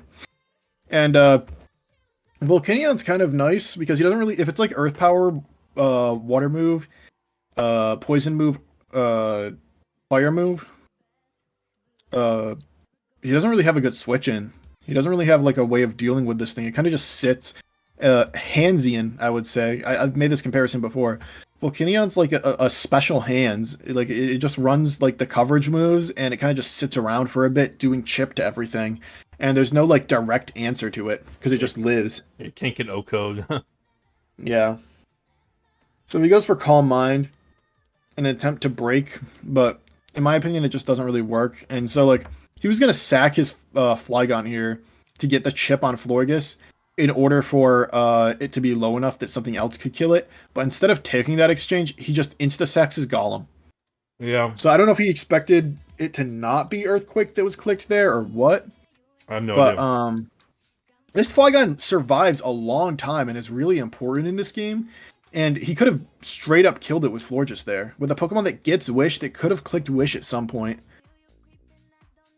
So if he goes Volcanion, this is a very high defense Volcanion, I think, with Assault Vest, so they can live on like both sides. And now Florges comes out, and that's predictable, so he goes for Poison move. And he just goes for it again. Or he goes for Steam Power that turn. Steam Eruption. So Sludge Wave, so like, but he has no reason to switch, right? Like, who cares? No. So another Wish. He's fishing for a poison, and he's gonna get it if you just stay in the whole time. This isn't a profitable exchange for like. There it is. Especially since Registeel's still here, I don't see how he thinks he can win doing this. It's like a dream. Like I've seen this happens a lot in a lot of these games. People like want to sweep or they want to do something, but there's like no real avenue to it. So they're just doing it just to do it. Like you're doing it literally just to do it. It's not gonna work. So like, what are we doing here? You know what I mean? Like, what's the point of all this? The Calm Minds, you're solo Moonblast. You're not beating Registeel. So like, we're doing it literally just to do it. You know what I mean? It's because you have nothing else to do because something went wrong in team building. It's like people can only win by setting up. You can't win by you can't win by chipping. It's boring. It's not even winning by setting up because it's just because they don't know what else to do. Because in something in team building went wrong and they realized they don't really have a Volcanion answer. So now this is in. So all that really came from this exchange, because he never even hit the Volcanion, right? He never did damage to it, is he got poisoned, because he's going to switch here. So all that came of these Calm Minds and these Wishes for 5 turns is he got poisoned. That's literally all that came of it. If he switched 5 turns ago, it would have been to the same thing. He was just waiting for him to switch when Caterpies never needed to switch, and he got the poison he wanted. It was a net positive exchange for Caterpies. So he just Iron Defenses a bunch. This Registeel probably could have just won this game if it wasn't Whirlwind, but it does end up being Whirlwind. That's a good bring. Greninja comes out. Go straight to Dragalge. So you're going from Ice Week to Ice Week, right? So that's obviously unfortunate. You don't really have a great switch in otherwise, though, because if it's like Gunk Shot, then you don't want to take that on your Florges, especially because now your Florges is poisoned, so you're going to be taking extra chip. So he ends up trading Greninja for Dragalge. A net positive for Caterpies, believe it or not, because Dragalge is like one of the only Pokemon I think that could have had a chance at like breaking maybe Registeel with Focus Blast, Sylveon with Poison Move. Like, Dragalge was really so desperately needed, and Greninja just isn't. Caterpies is working with like way more leg room here. So Flygon comes out, should be a free U-turn. Goes for Terra Blast instead. That's fine. U-turn does kill and he gets momentum if he switches, but like there actually isn't a Terra Blast switching super well other than Meow. Which is I think what comes out after. Yeah, Meow comes in. Meow's gonna click U-turn. No Yui. People don't click pivot moves enough. If you know they're going to switch, which a lot of times they have to, or if you're like in a really safe position and your pivot move kills, just click pivot moves, guys. Pivot moves are like the best thing in the game. They give you momentum. They allow you to play without a brain. It's just really, really nice to have a pivot move to click where it kills anyways. It's like, it's a mid ground, but there's like no downside.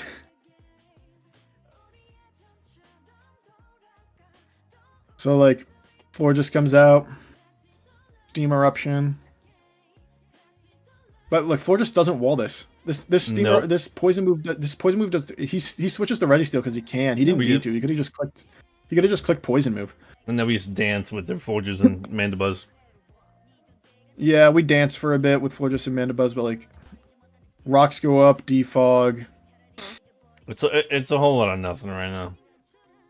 I mean, it's over for Manila because, like, again, what was your win con? Like, how were you planning on winning this game against these 6?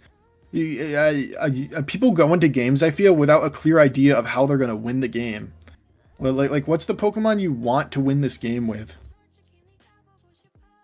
Flygon comes out. U-turn. See, like, you could have U-turned there too.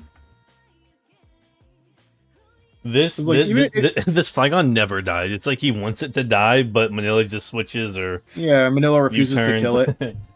It's crazy how like I don't know. There's so little downside because like say he U-turns and Mandibuzz stays in and you go Registeel. Who cares? You know what I mean? Like what changes? Who cares? But if you U-turn and Meowscarada comes in and it dies to U-turn, I know I'm criticizing Caterpies when he's just crushing the game, but it's like. I just don't get knocked. Finally, Carl clicks U-turn that turn, which is good. But Florges is too low. So yeah, Dio Speed comes out. So he has to sack Volcanion. So like that kill came off a U-turn. Because if he clicked knockoff, this thing would still be alive and it would be terroristic. It'd click Sludge Wave and kill something. So now Sylveon comes out. This is like a cute Charm Sylveon, but it doesn't matter because Moonblast does too much. Way too much. And you just click it again. Oh, he dies. So now Meow. Registeel. That thing's not killing that thing. Negative damage. Mandy. But Mandibuzz doesn't actually beat Registeel. It just whirlwinds it out, right? Mm-hmm. So, like, who cares? I think we try the rocks and then we defog again, I believe. That's what happens. Yep. Yeah. But he's just going for body press because it genuinely doesn't matter. All the Mandibuzz can do is whirlwind. It can't actually beat like it's not a Registeel wall. It's a Registeel deterrent. It's a Registeel beat me 15 turns from now instead of right now. You know what I mean? It's not a wall to Registeel at all in any capacity. In fact, it's a Registeel enabler because if Registeel was like the last Pokemon in the game, it would set up Iron Defenses and beat it with body press, and it would beat these two as well. It enables Registeel to win. A U-turn. Terra Blast. Again, I keep... You could just U-turn. It doesn't matter. But none of this actually matters because Registeel does just beat these 3. So, like, Registeel body presses here. It just keeps pressing until it kills everything, yeah. And then you body press again, because if he roosts, then it does more damage. I think he doesn't body press, actually. See, I disagree with this play in particular because your body press is going to do double damage the next turn because of, what's it called? So then you're going to be 2-hit KOing still anyways. But it's fine. Like, none of this actually matters because now he gets Vigavolt this time so he can Volt Switch. The Mandy U-turns. He probably should have roosted. It just kills something. It just slowly... Yeah. Death by 1,000 paper cuts, so... Psychic instead of Psyshock against Sylveon. Unfortunate. And then Sylveon just wins the end game. So yeah, I mean, it's just like I couldn't see how just dominance from Caterpies, Registeel and Volcanion really were like just crazy this game. I couldn't see how he planned to kill those two. What Pokemon was killing those two? Was it Golem, which you sacked turn whatever? Was it Golem was killing like Volcanion maybe? Was it Dragalge, who you also sacked very early? Because you had those other 4 for a long time, and it seemed like you couldn't really do anything. You know what I mean? So I struggle to see what the plan was going into those 2 guys. Yeah, I don't know. Just what does the Alolan Golem do this game if it lives? That's the question I was asking. It clicks like Double Edge. Because there's no ground, the Flygon tear it out of its ground type. It has Galvanize, and it clicks like Double Edge. Or it traps Registeel. It traps Registeel, it traps Registeel, it Terra Fightings, and it starts body pressing it. There you go. Or just something like that. There you go. But it got sacked. Alright. Although I will say I think it would lose to Registeel. It'd be close if it has Iron Defense as well. Like if they Iron Defense on each other, the Iron Defense from Column is super effective, and the one from Registeel isn't. So I don't know. It would be close, but it might lose. It would be close. All right, with that, we're gonna move on to Stargazer, the highest division we have. All right, and also the one where I helped at least one person on every. So I know a lot more about these sets because I helped with at least one person on every single one of these games make their teams. Spoiler alert: all the losers. Every person who lost, I helped in some way. So sad. What that says about me, I don't know, or I don't want to think about it, at least. Postseason is different than regular season, truly. Yeah. So this game against it's going forward Orange, coach of the Frederick Klefkes versus Mary, coach of the Luscious Lopunnies. It's like a matchup that's like very interesting. I think Hydreigon and Diancie and Mudsdale are like very killer this game into Orange. He doesn't really have like a super amazing way of dealing with them. We had to get super creative. Tinkaton had to come over Garchomp in order to deal with Diancie, because Diancie was literally like 6-0ing with just Calm Mind, Draining Kiss, Terra Fairy, Diamond Storm. And but on Orange's positive side, Braviary's pretty good this game. The set we ended up running, I think, had a pretty high chance to sweep. Quillfish is really nice this game. It stops gold. It can trade with like Sarina, for example. Iron Hands is like devastating this game at times. The Thunder Punch, the Drain Punch, Earthquake maybe to hit Golden Go. The hand set maybe wasn't the best set that could have come, but it did have Swords Dance. So if like this is a Terra Normal Mudsdale, because without Terra Normal Mudsdale, Spectre actually does kind of run the team. I didn't mention Spectre as good because the Mudsdale is Terra Normal and it does kind of just fuck on it. But if it Terra Normals, Hands does like beat it. I'm pretty positive. Because it has Swords Dance to boost past the defenses. We will start the game. So we start. It's Quillfish, and it's a bad start because it's Mudsdale instantly. It's a bad start for Orange off of matchup, right? But I think it actually ends up going pretty well because it does have Taunt, so it stops any of the setup, because the setup could have really gotten out of hand. This Mudsdale does like beat all 6 of these Pokemon with the set it has. All 6 of these Pokemon lose to Mudsdale, very sadly, like very tragically. They all lose to Mudsdale. So Orange has to like glass slipper tiptoe around the Mudsdale, stack some stuff, be as ballsy as possible to try and somehow beat it. It just needs Hisuian Braviary, and that's all we need. So he Toxics Hydreigon, which is a smart play. Tinkaton comes out. I think Mary probably should have seen this coming, what's about to happen. Encore. So this is a Dragon Dance. No, not Encore. So this is a Dragon Dance. A pretty obvious Shuka Berry from this Tinkaton, in my opinion. I told Orange to run Shuka because he originally was Akka for Blaziken, I think. I think Shuka is way better because this is like 4 Hydreigon specifically. I will say Tinkaton getting this low opens up Diancie a lot. So it is unfortunate, and the Shuka being gone, it opens up Diancie a lot, right? So that's unfortunate that Tinkaton had to take that damage. But this is obviously a net, because Hydreigon is really good this game. It has a pretty decent chance of sweeping. This is obviously a net positive for Orange at this point. I think Orange is comfortably doing okay. Mudsdale comes right back out. Baby Doll Eyes to lower the attack. Curse. And then it's obviously Encore. I think Mary's actually playing, not super great so far. No. Because, it can be Encore. Early game was all Orange.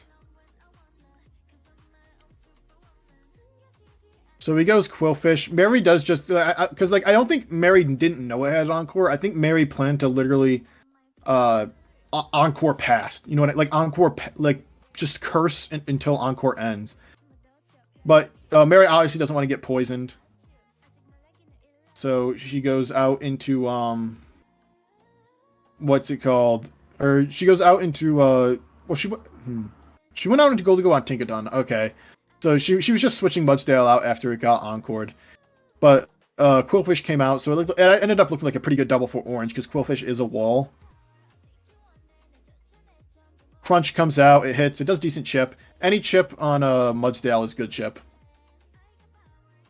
And orange is like literally going to sacrifice HP on this just to get the toxic off. That's how badly Mudsdale fucks him up. He like desperately needs to I think maybe he could have gone Braviary. It's hard. You got to find the opening for Braviary because Braviary is how he wins this game. It's really difficult to find the exact opening for Braviary to try and because the Braviary is it's a set that I kind of concocted with him. Mm-hmm. It's Tinted Lens, Calm Mind, Weakness Policy, Agility, and because this thing and Stored Power, because Hydreigon's dead, it does actually like straight up kill these 6. So if he brought it out on that Earthquake and then Terra'd and Calm Minded on the Rock Slide, and then like Agility the turn after, lived the Earthquake, and then clicked. I don't know. I feel like there's some way, maybe he could have done it there. But this is a max Spadaf Mudsdale, so probably Stored Power doesn't even kill there. Misses the Rock Slide. Gave Orange a chance with that one. Yeah, it helps Orange out because the Mudsdale. I mean, Mudsdale just is so devastating for these 6. Orange is just trying to get as much chip as possible on the Mudsdale, and it's working. So he sacks Quillfish to get Mudsdale down to like 25, 22. That was probably worth it for Orange. So at this point, I would actually say Orange is winning. So like I don't fully get this because like if she it was up until this point, yeah. Yeah, if she Terra normals here, then it's pretty devastating. And you know your Scarf, right? It's pretty devastating because she gets a rest off. And if she goes to like Golden Go on the Draining Kiss because you predicted the Terra normal, then you're really fucked. So he doubles on the Enam. So like I don't fully get why he brought something out just to double when he could have just gone like Talonflame or even Braviary and just clicked like Terra Blast. I don't fully understand it. Because now he's tripling.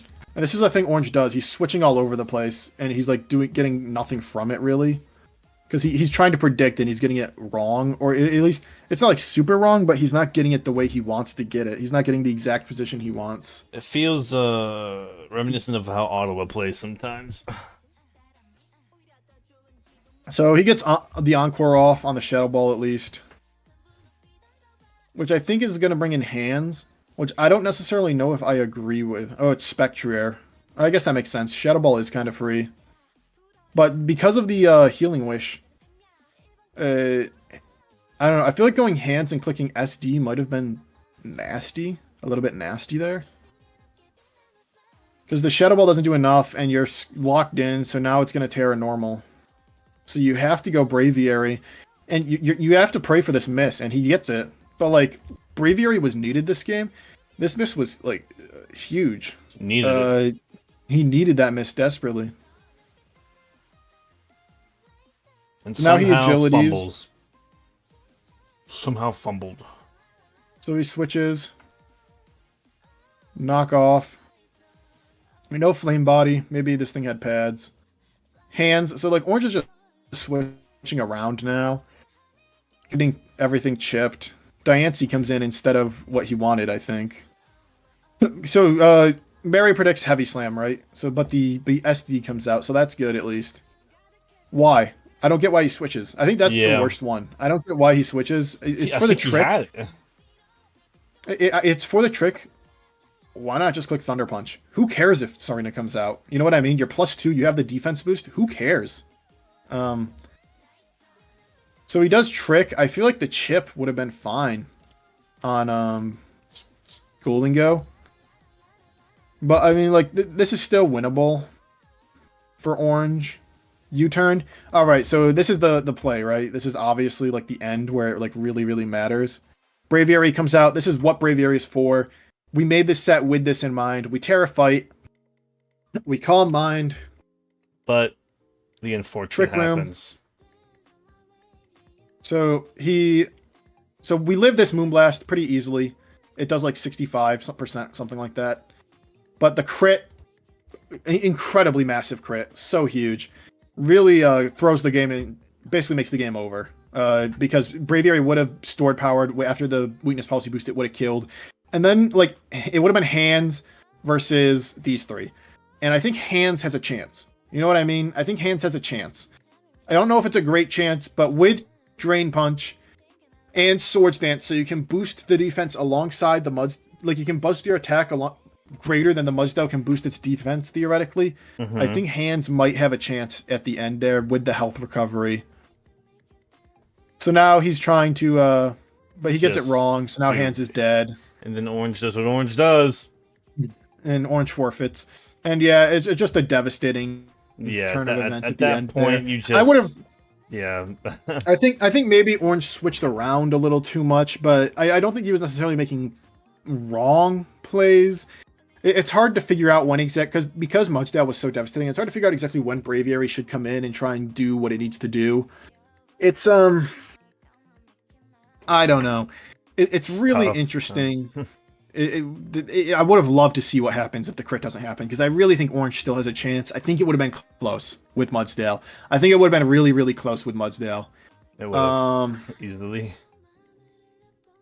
It would have been close for sure. I don't know. I couldn't tell you how it would go. Because I think he could have literally saved Braviary. Like if this thing dies and say he goes Mudsdale, I think you can like switch to Talonflame and sack it or something and then go Hands and keep the Braviary, because the Braviary has the Terrablast fighting, so that does like 60% to Mudsdale, so you only need Mudsdale to be at 60 for it to die. And I don't know, I feel like it's interesting. The crit was huge. Obviously the miss on Braviary was huge, although Braviary would have gotten the weakness policy proc. I don't know if it died. I hope it doesn't. I think it didn't. To Rock Slide. And then, like, maybe that turn after stored power probably kills Mudsdale, so it would have been, like, an interesting situation for sure.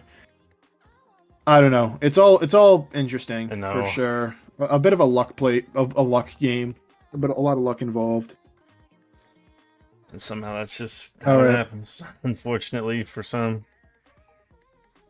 Next up, we have the Vancouver Valiants, coached by FireAnt78, versus the what is it? Grove Grottles, New Grove Grottles, Garden City Grottles. Garden City Grottles, coached by the Oranges. This is a very interesting matchup. Kyurem is really, really good in this game, in my opinion. And I think Jumpluff is actually pretty decent as well. It hard walls Keldeo, so long as the Keldeo doesn't have Icy Wind. And the Keldeo really shouldn't have Icy Wind, because the Oranges probably wasn't expecting Jumpluff to come. You know what I mean? So you really want Vacuum Wave and Secret Sword, and you want Flip Turn, and you want Hydro Pump. Or Surf. I think Wardier is, like, okay this game.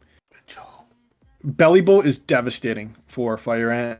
It really crushes him. He doesn't really have a great answer to it. Yeah, oddly enough. And I think like Glow King's decent as well. And with that, we'll start the game.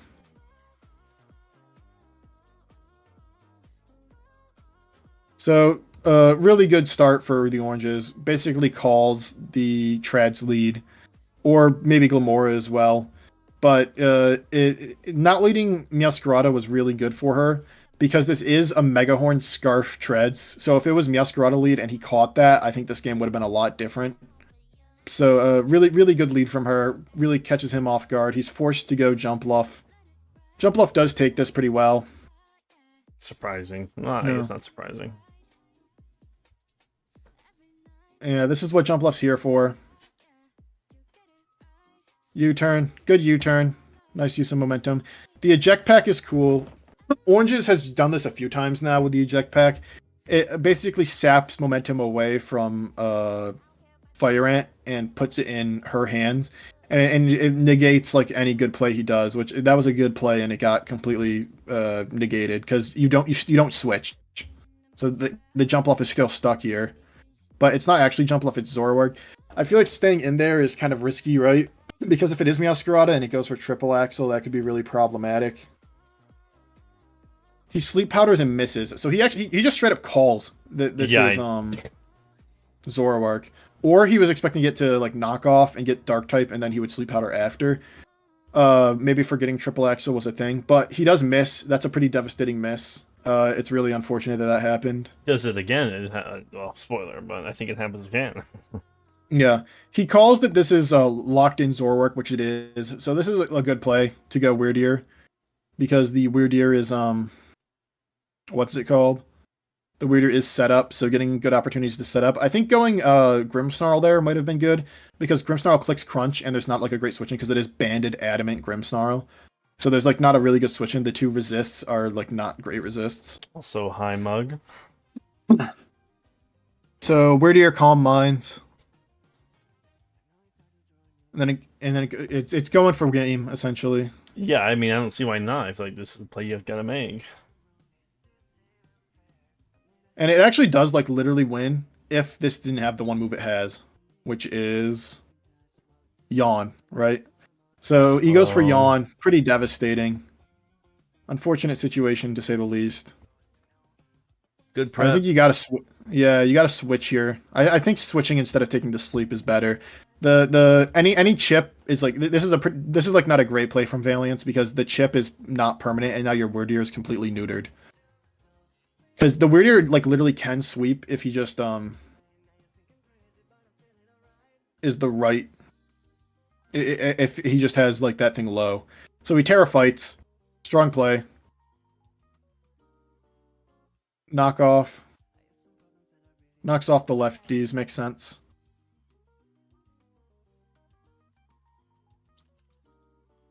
Just trying to sleep off the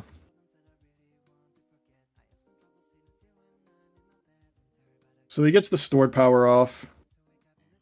Yawn.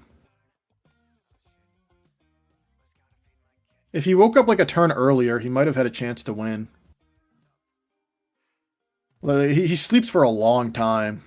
Like, imagine if he wakes up the turn he goes for U-turn. If he wakes up that turn and kills this Meowscarada, I don't know. I feel like it was...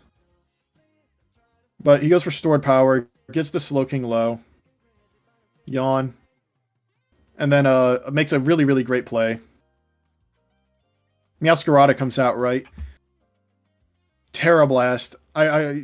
Really good play. First, like, actual prediction we've seen, and like hard prediction we've seen in a while. His Weird Ear does just go right back to sleep, unfortunately, but still an amazing play. And then he does just sack his Big Joe, unfortunately, because the thing is too low. The jump bluff. I do kind of wish we kept Synthesis on jump bluff, because he could have clicked it here. I think he clicks Giga Drain, which is a bad play. I think U-turn would have been way better. Oh, he clicks Sleep Powder. That's fine. I think this is a Zoroark. I'm almost positive, because I think Slowking's at less health than this. So he just U-turns out, and yep, it is Zoroark. Kyurem comes out. I think rolling Kyurem here isn't like the greatest thing in the world, but it's not terrible either. He goes for sub. I think the sub was unnecessary. I think he could have hard Dragon Dance, and I think if he does hard Dragon Dance and just clicks Icicle Spear twice, he probably gets a kill. But, you know, there's no real answer on Orange's side for this Kyurem, so going for Belly Bolt, which I'm assuming is like maybe massively defensive to deal with this thing, is smart. It's very smart. Mm-hmm. It's a good try. Then Citrus. I don't know if that's prep or just a basic. So the Citrus is nice. It's prep to maybe not get hit by Spear. He should have gone for... So if he goes for Scale Shot here, I think he also just wins. So that's also unfortunate. Just need to make some aggressive plays that aren't necessarily happening right now. So I think Jump Bluff comes out here on the Vacuum Wave. Smart play. And then I think this is one of the major misplays that's about to happen. He's going to go for Giga Drain instead of like U-turn. Yeah, he Giga Drains. It's like not great, because U-turn, if you U-turn and you go Grimmsnarl, I feel like you just click Crunch and you're like in a pretty decent position. Although now the Bolt is like Terra Fairy'd. But he wakes up. This is a way earlier wake up than Anthony got, so that's unfortunate, obviously. Leech Seed comes out. He was playing really good with the Hisuian Zoroark there. Yeah, I mean, he hasn't really played too terrible yet. Sleep Powder Miss, massive, really unfortunate because the slack off comes off and now his thing is at full health again. Really unfortunate miss, and I think he misses again, if I remember correctly. Yeah, another Sleep Powder Miss. I mean, it's just tough. You just can't win. Another miss. I mean, it's just so unfortunate that what's going on here.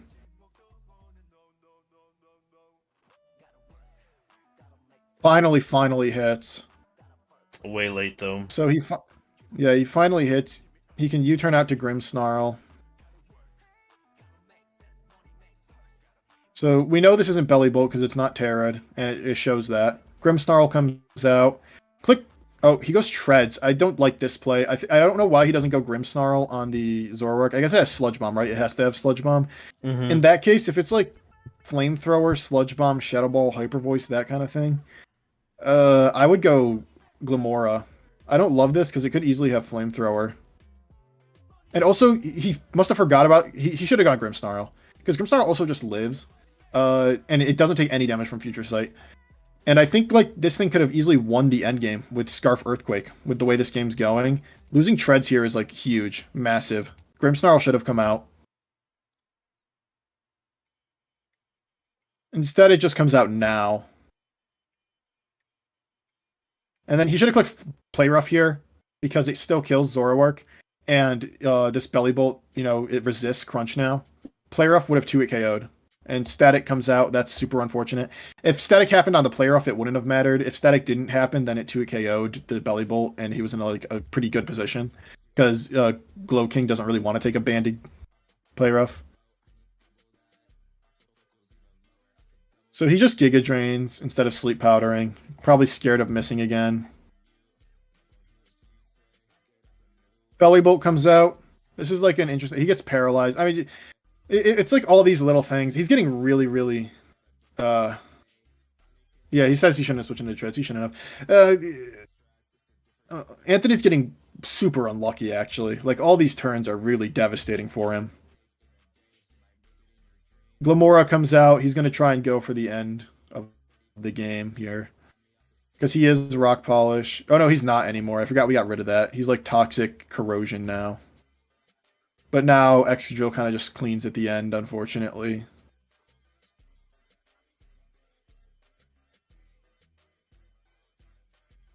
It was a interesting game. It was a lot, like, I know this ends up being a 5-0. It was a lot closer than it actually ended up looking. A few misplays for sure from Valiance. Sacking Treads was bad.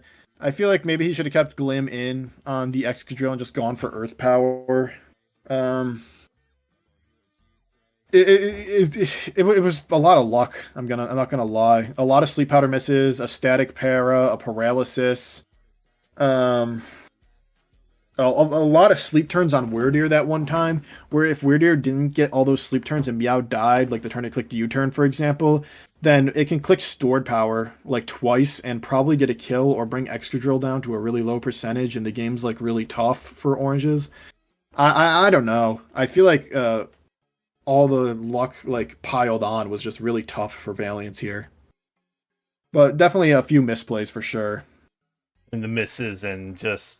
Yeah, I mean, like you said earlier, it was whether it was luck or not. I mean, it was tough. It was a really tough game to watch, and like that's how it goes. Unfortunately, for Vancouver. Yeah. And this game, oh my god! Earthwhack, are you talking about the protect substitute pressure thing? Is that what you wanted? It would have been interesting. I will give you that. Maybe.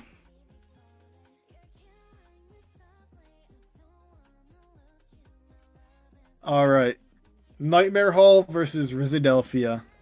So I think this game is kind of... Quavo absolutely rolls Philadelphia in a lot of different ways, in my opinion. If it gets like the setup and it has, it doesn't even really need knockoff. If Slowking's like low or he has knockoff, either would work. Aqua Step close combat kind of just like rolls through the team. Rhydon is pretty decent this match. You know, it can tear out water, so it can semi-wall backs, hit it back with a rock move. You can hit it with Terra Blast on Ursaluna or an Echo Stack pre-Terra. Dragapult kind of gets walled by the tough, but it is like decent against like Scizor because it has Flamethrower, I'm pretty sure. But I mean, Philadelphia also has like Baxcalibur, who looks really, really good this match with Ice Shard and Earthquake. Always. And potentially Ironhead. And Blood Moon looks pretty devastating this match as well. I think really those two are the major standouts for this game.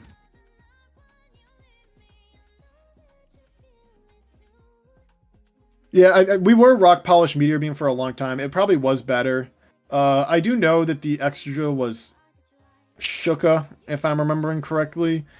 I don't know exactly, but I think it might have been. So if it was, it probably just lives Earth Power and kills Glamora back. But it would have at least been chipped. So I do think in that specific game, in that situation, yeah, in a lot of the mocks, Rock Polish wasn't doing anything, but in that situation, Glamora with Rock Polish would have won. Or it would have done a lot, in my opinion. I agree. Kurth. Alright, so let's start this Philadelphia versus Nightmare Hall game. So Ursaluna insta-leads. He recognizes how devastating it is. Clefable comes in. It's a Blood Moon. It does way more than I think Nightmare expected. Nightmare made this for... This is kind of what happens when you make a Pokemon for a Pokemon and it ends up not walling it like you expect. He didn't expect this to have Silk Scarf. He didn't expect it to have a boosting item. He calced all his calcs for not having a boosting item, I think. And it had it, and it led to a really tough situation. So he wishes Hyper Voice. But, like, Philadelphia doesn't even really have to play the game, really. Protect, but, like, who cares? Because he just clicked He clicked Calm Mind, which is pretty... devastating. Do y'all mock too much? They mock a lot. They mock a lot, for sure. Yeah, maybe we mock too much. I don't know. But Blood Moon just comes out, and this was a roll, to be fair. But, like, even if it wasn't a roll, what was he going to do? Wish again, and then what happens? And then he just brings this out to get Chip and die. So he just loses... Nightmare Hall, like, on rip matchup, just loses 2 Pokemon to Ursaluna Blood Moon. Which is a tough scene. Tough situation. And Quavo is forced to come out because all other Pokemon lose to it. So then he just goes Slowking.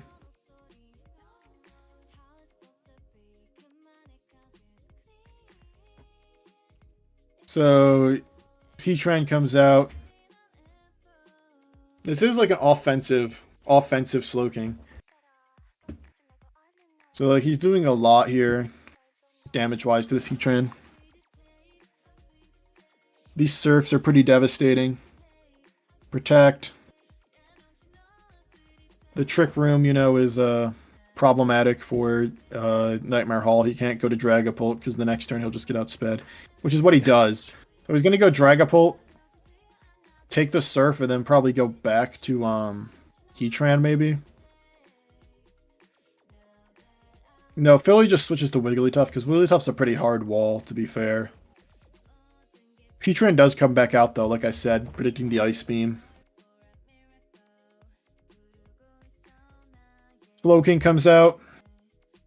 So, like, this is all, like, fine. But this is really just a sack for Philly. Nightmare Hall's just playing completely from behind. It's, like, really difficult to find a position to win. It's really, like, this wasn't really a play game. It's, like, prep. The prep, because he thought Clef walled, and evidently it didn't.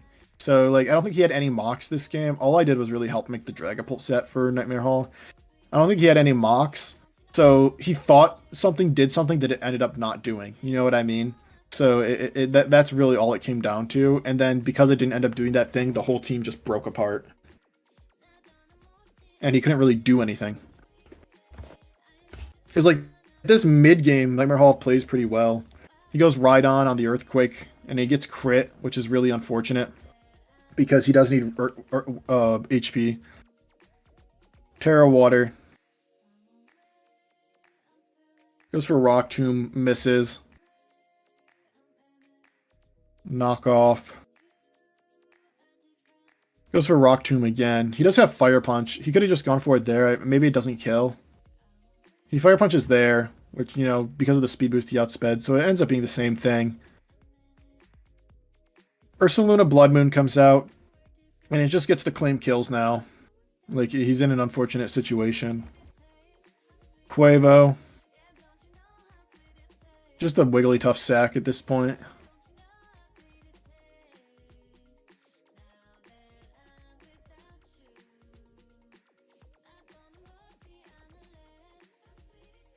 He's pretty comfortable sacking it. He can just go backs after, because backs actually, because he doesn't have a speed boost.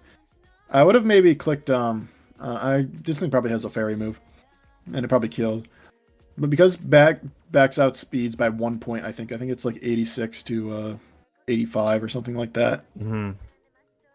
Or it's 1 point. That's 1 point. So he is just max Jolly to outspeed. And then Dragapult comes out. The Ice Shard comes out. Because it's Jolly, that doesn't kill. Darts just barely kills. We did calc it so that it killed.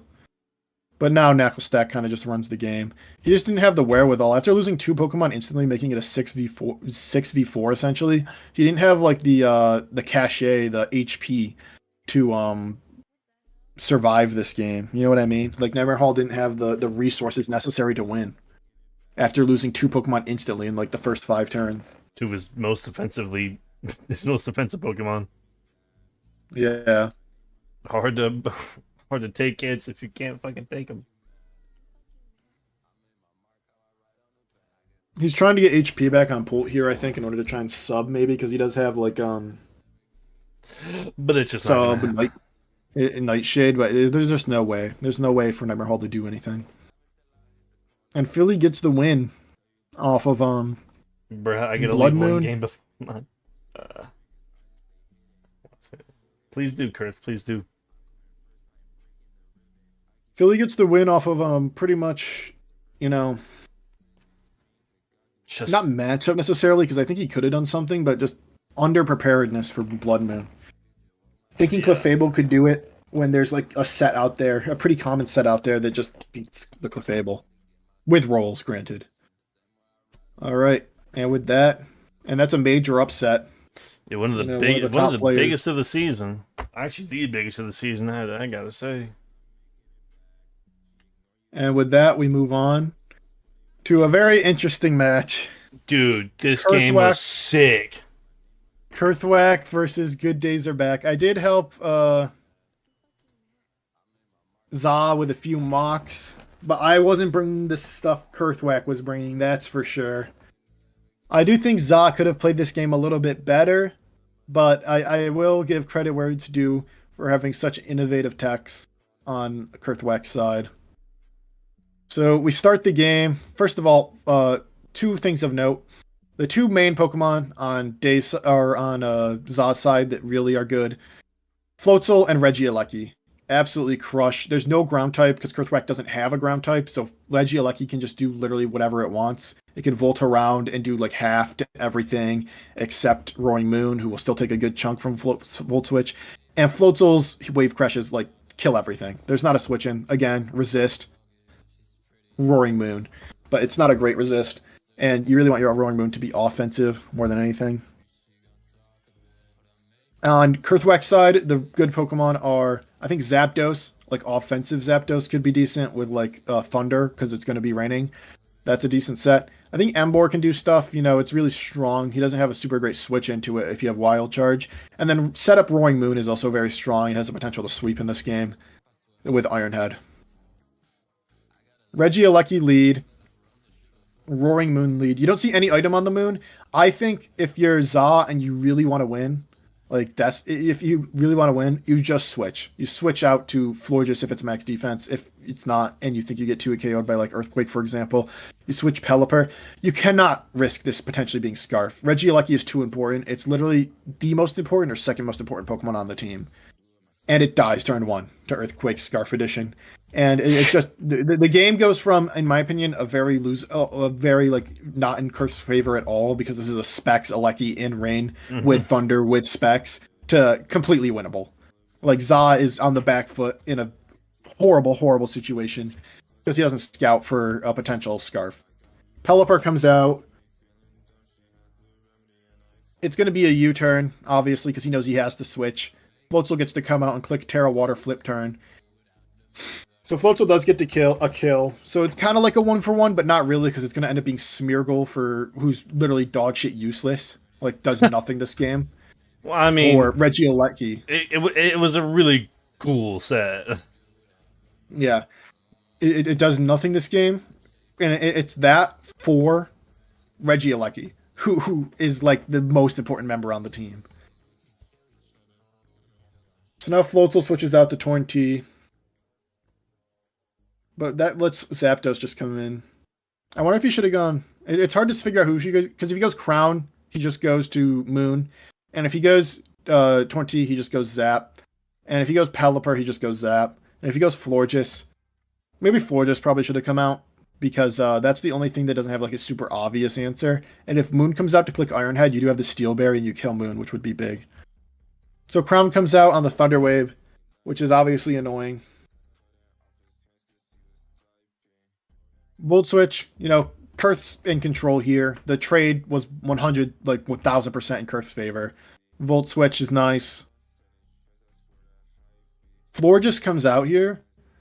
If I was Za, I would have gone Floatzel and prayed that Wave Crash killed, honestly. Because I think Wave Crash could have gotten a kill, and he didn't take full advantage of his rain turns by not going it here. I would have gone Floatzel and gone for Wave Crash and said, this better kill. Because instead, he lets Zapdos get in, which is like really crushing now that Regieleki is dead. Zapdos kind of runs free. Eject button out to Emboar. And now Florges is going to die to trade with this Emboar. All because, like imagine if he went Floatzel and just, like, killed something. I feel like if he went Floatzel, it would have been good. But now all this is good for Kurt. Like, he's trading Emboar, and Emboar's still alive, honestly. He's trading Emboar for Florges when Florges was, like, one of the main answers to Roaring Moon and Sableye. I did not realize Emboar even came in. I forgot about that one. So Sableye comes in. He does go Crown. I feel like, again, why not just go Floatzel? I feel like you're trying to maximize. He's probably scared. On Sableye particularly, he's probably scared of Burns from Sableye, Will-O-Wisps, and Thunder Waves. Which, by the way, now that Regieleki is dead, that turn one was literally the most important turn one of any of these games. Regieleki dying just devastated Za. Like, because then Thunder Waves, it can't catch Thunder Waves, it can't catch Burns. Florges being dead also makes it annoying to catch those kind of things. He volts out into Pelipper, because now Zapdos, like, literally beats all four. So he kind of just has to sack stuff. He goes back to Crown. So what Za's trying to do is, like, Volt Switch into Floatzel with Rain up. But because Kurth quick Volt Switch was really good play, he has to set Crown now. So now he has literally no answer to Zapdos. So he goes Floatzel now. Which begs the question, back on turn... What was it?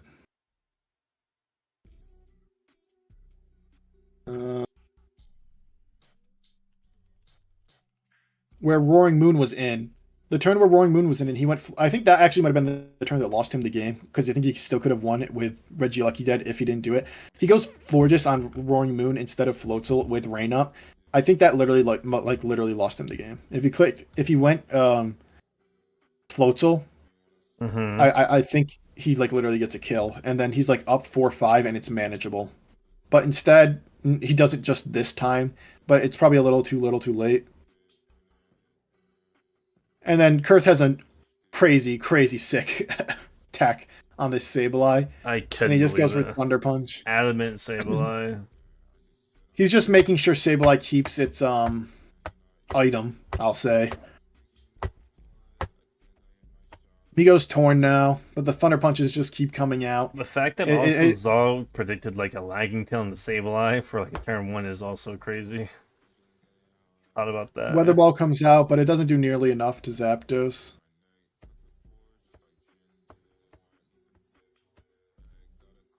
And Zapdos could have just gone for Roost here, but he doesn't. He just volts.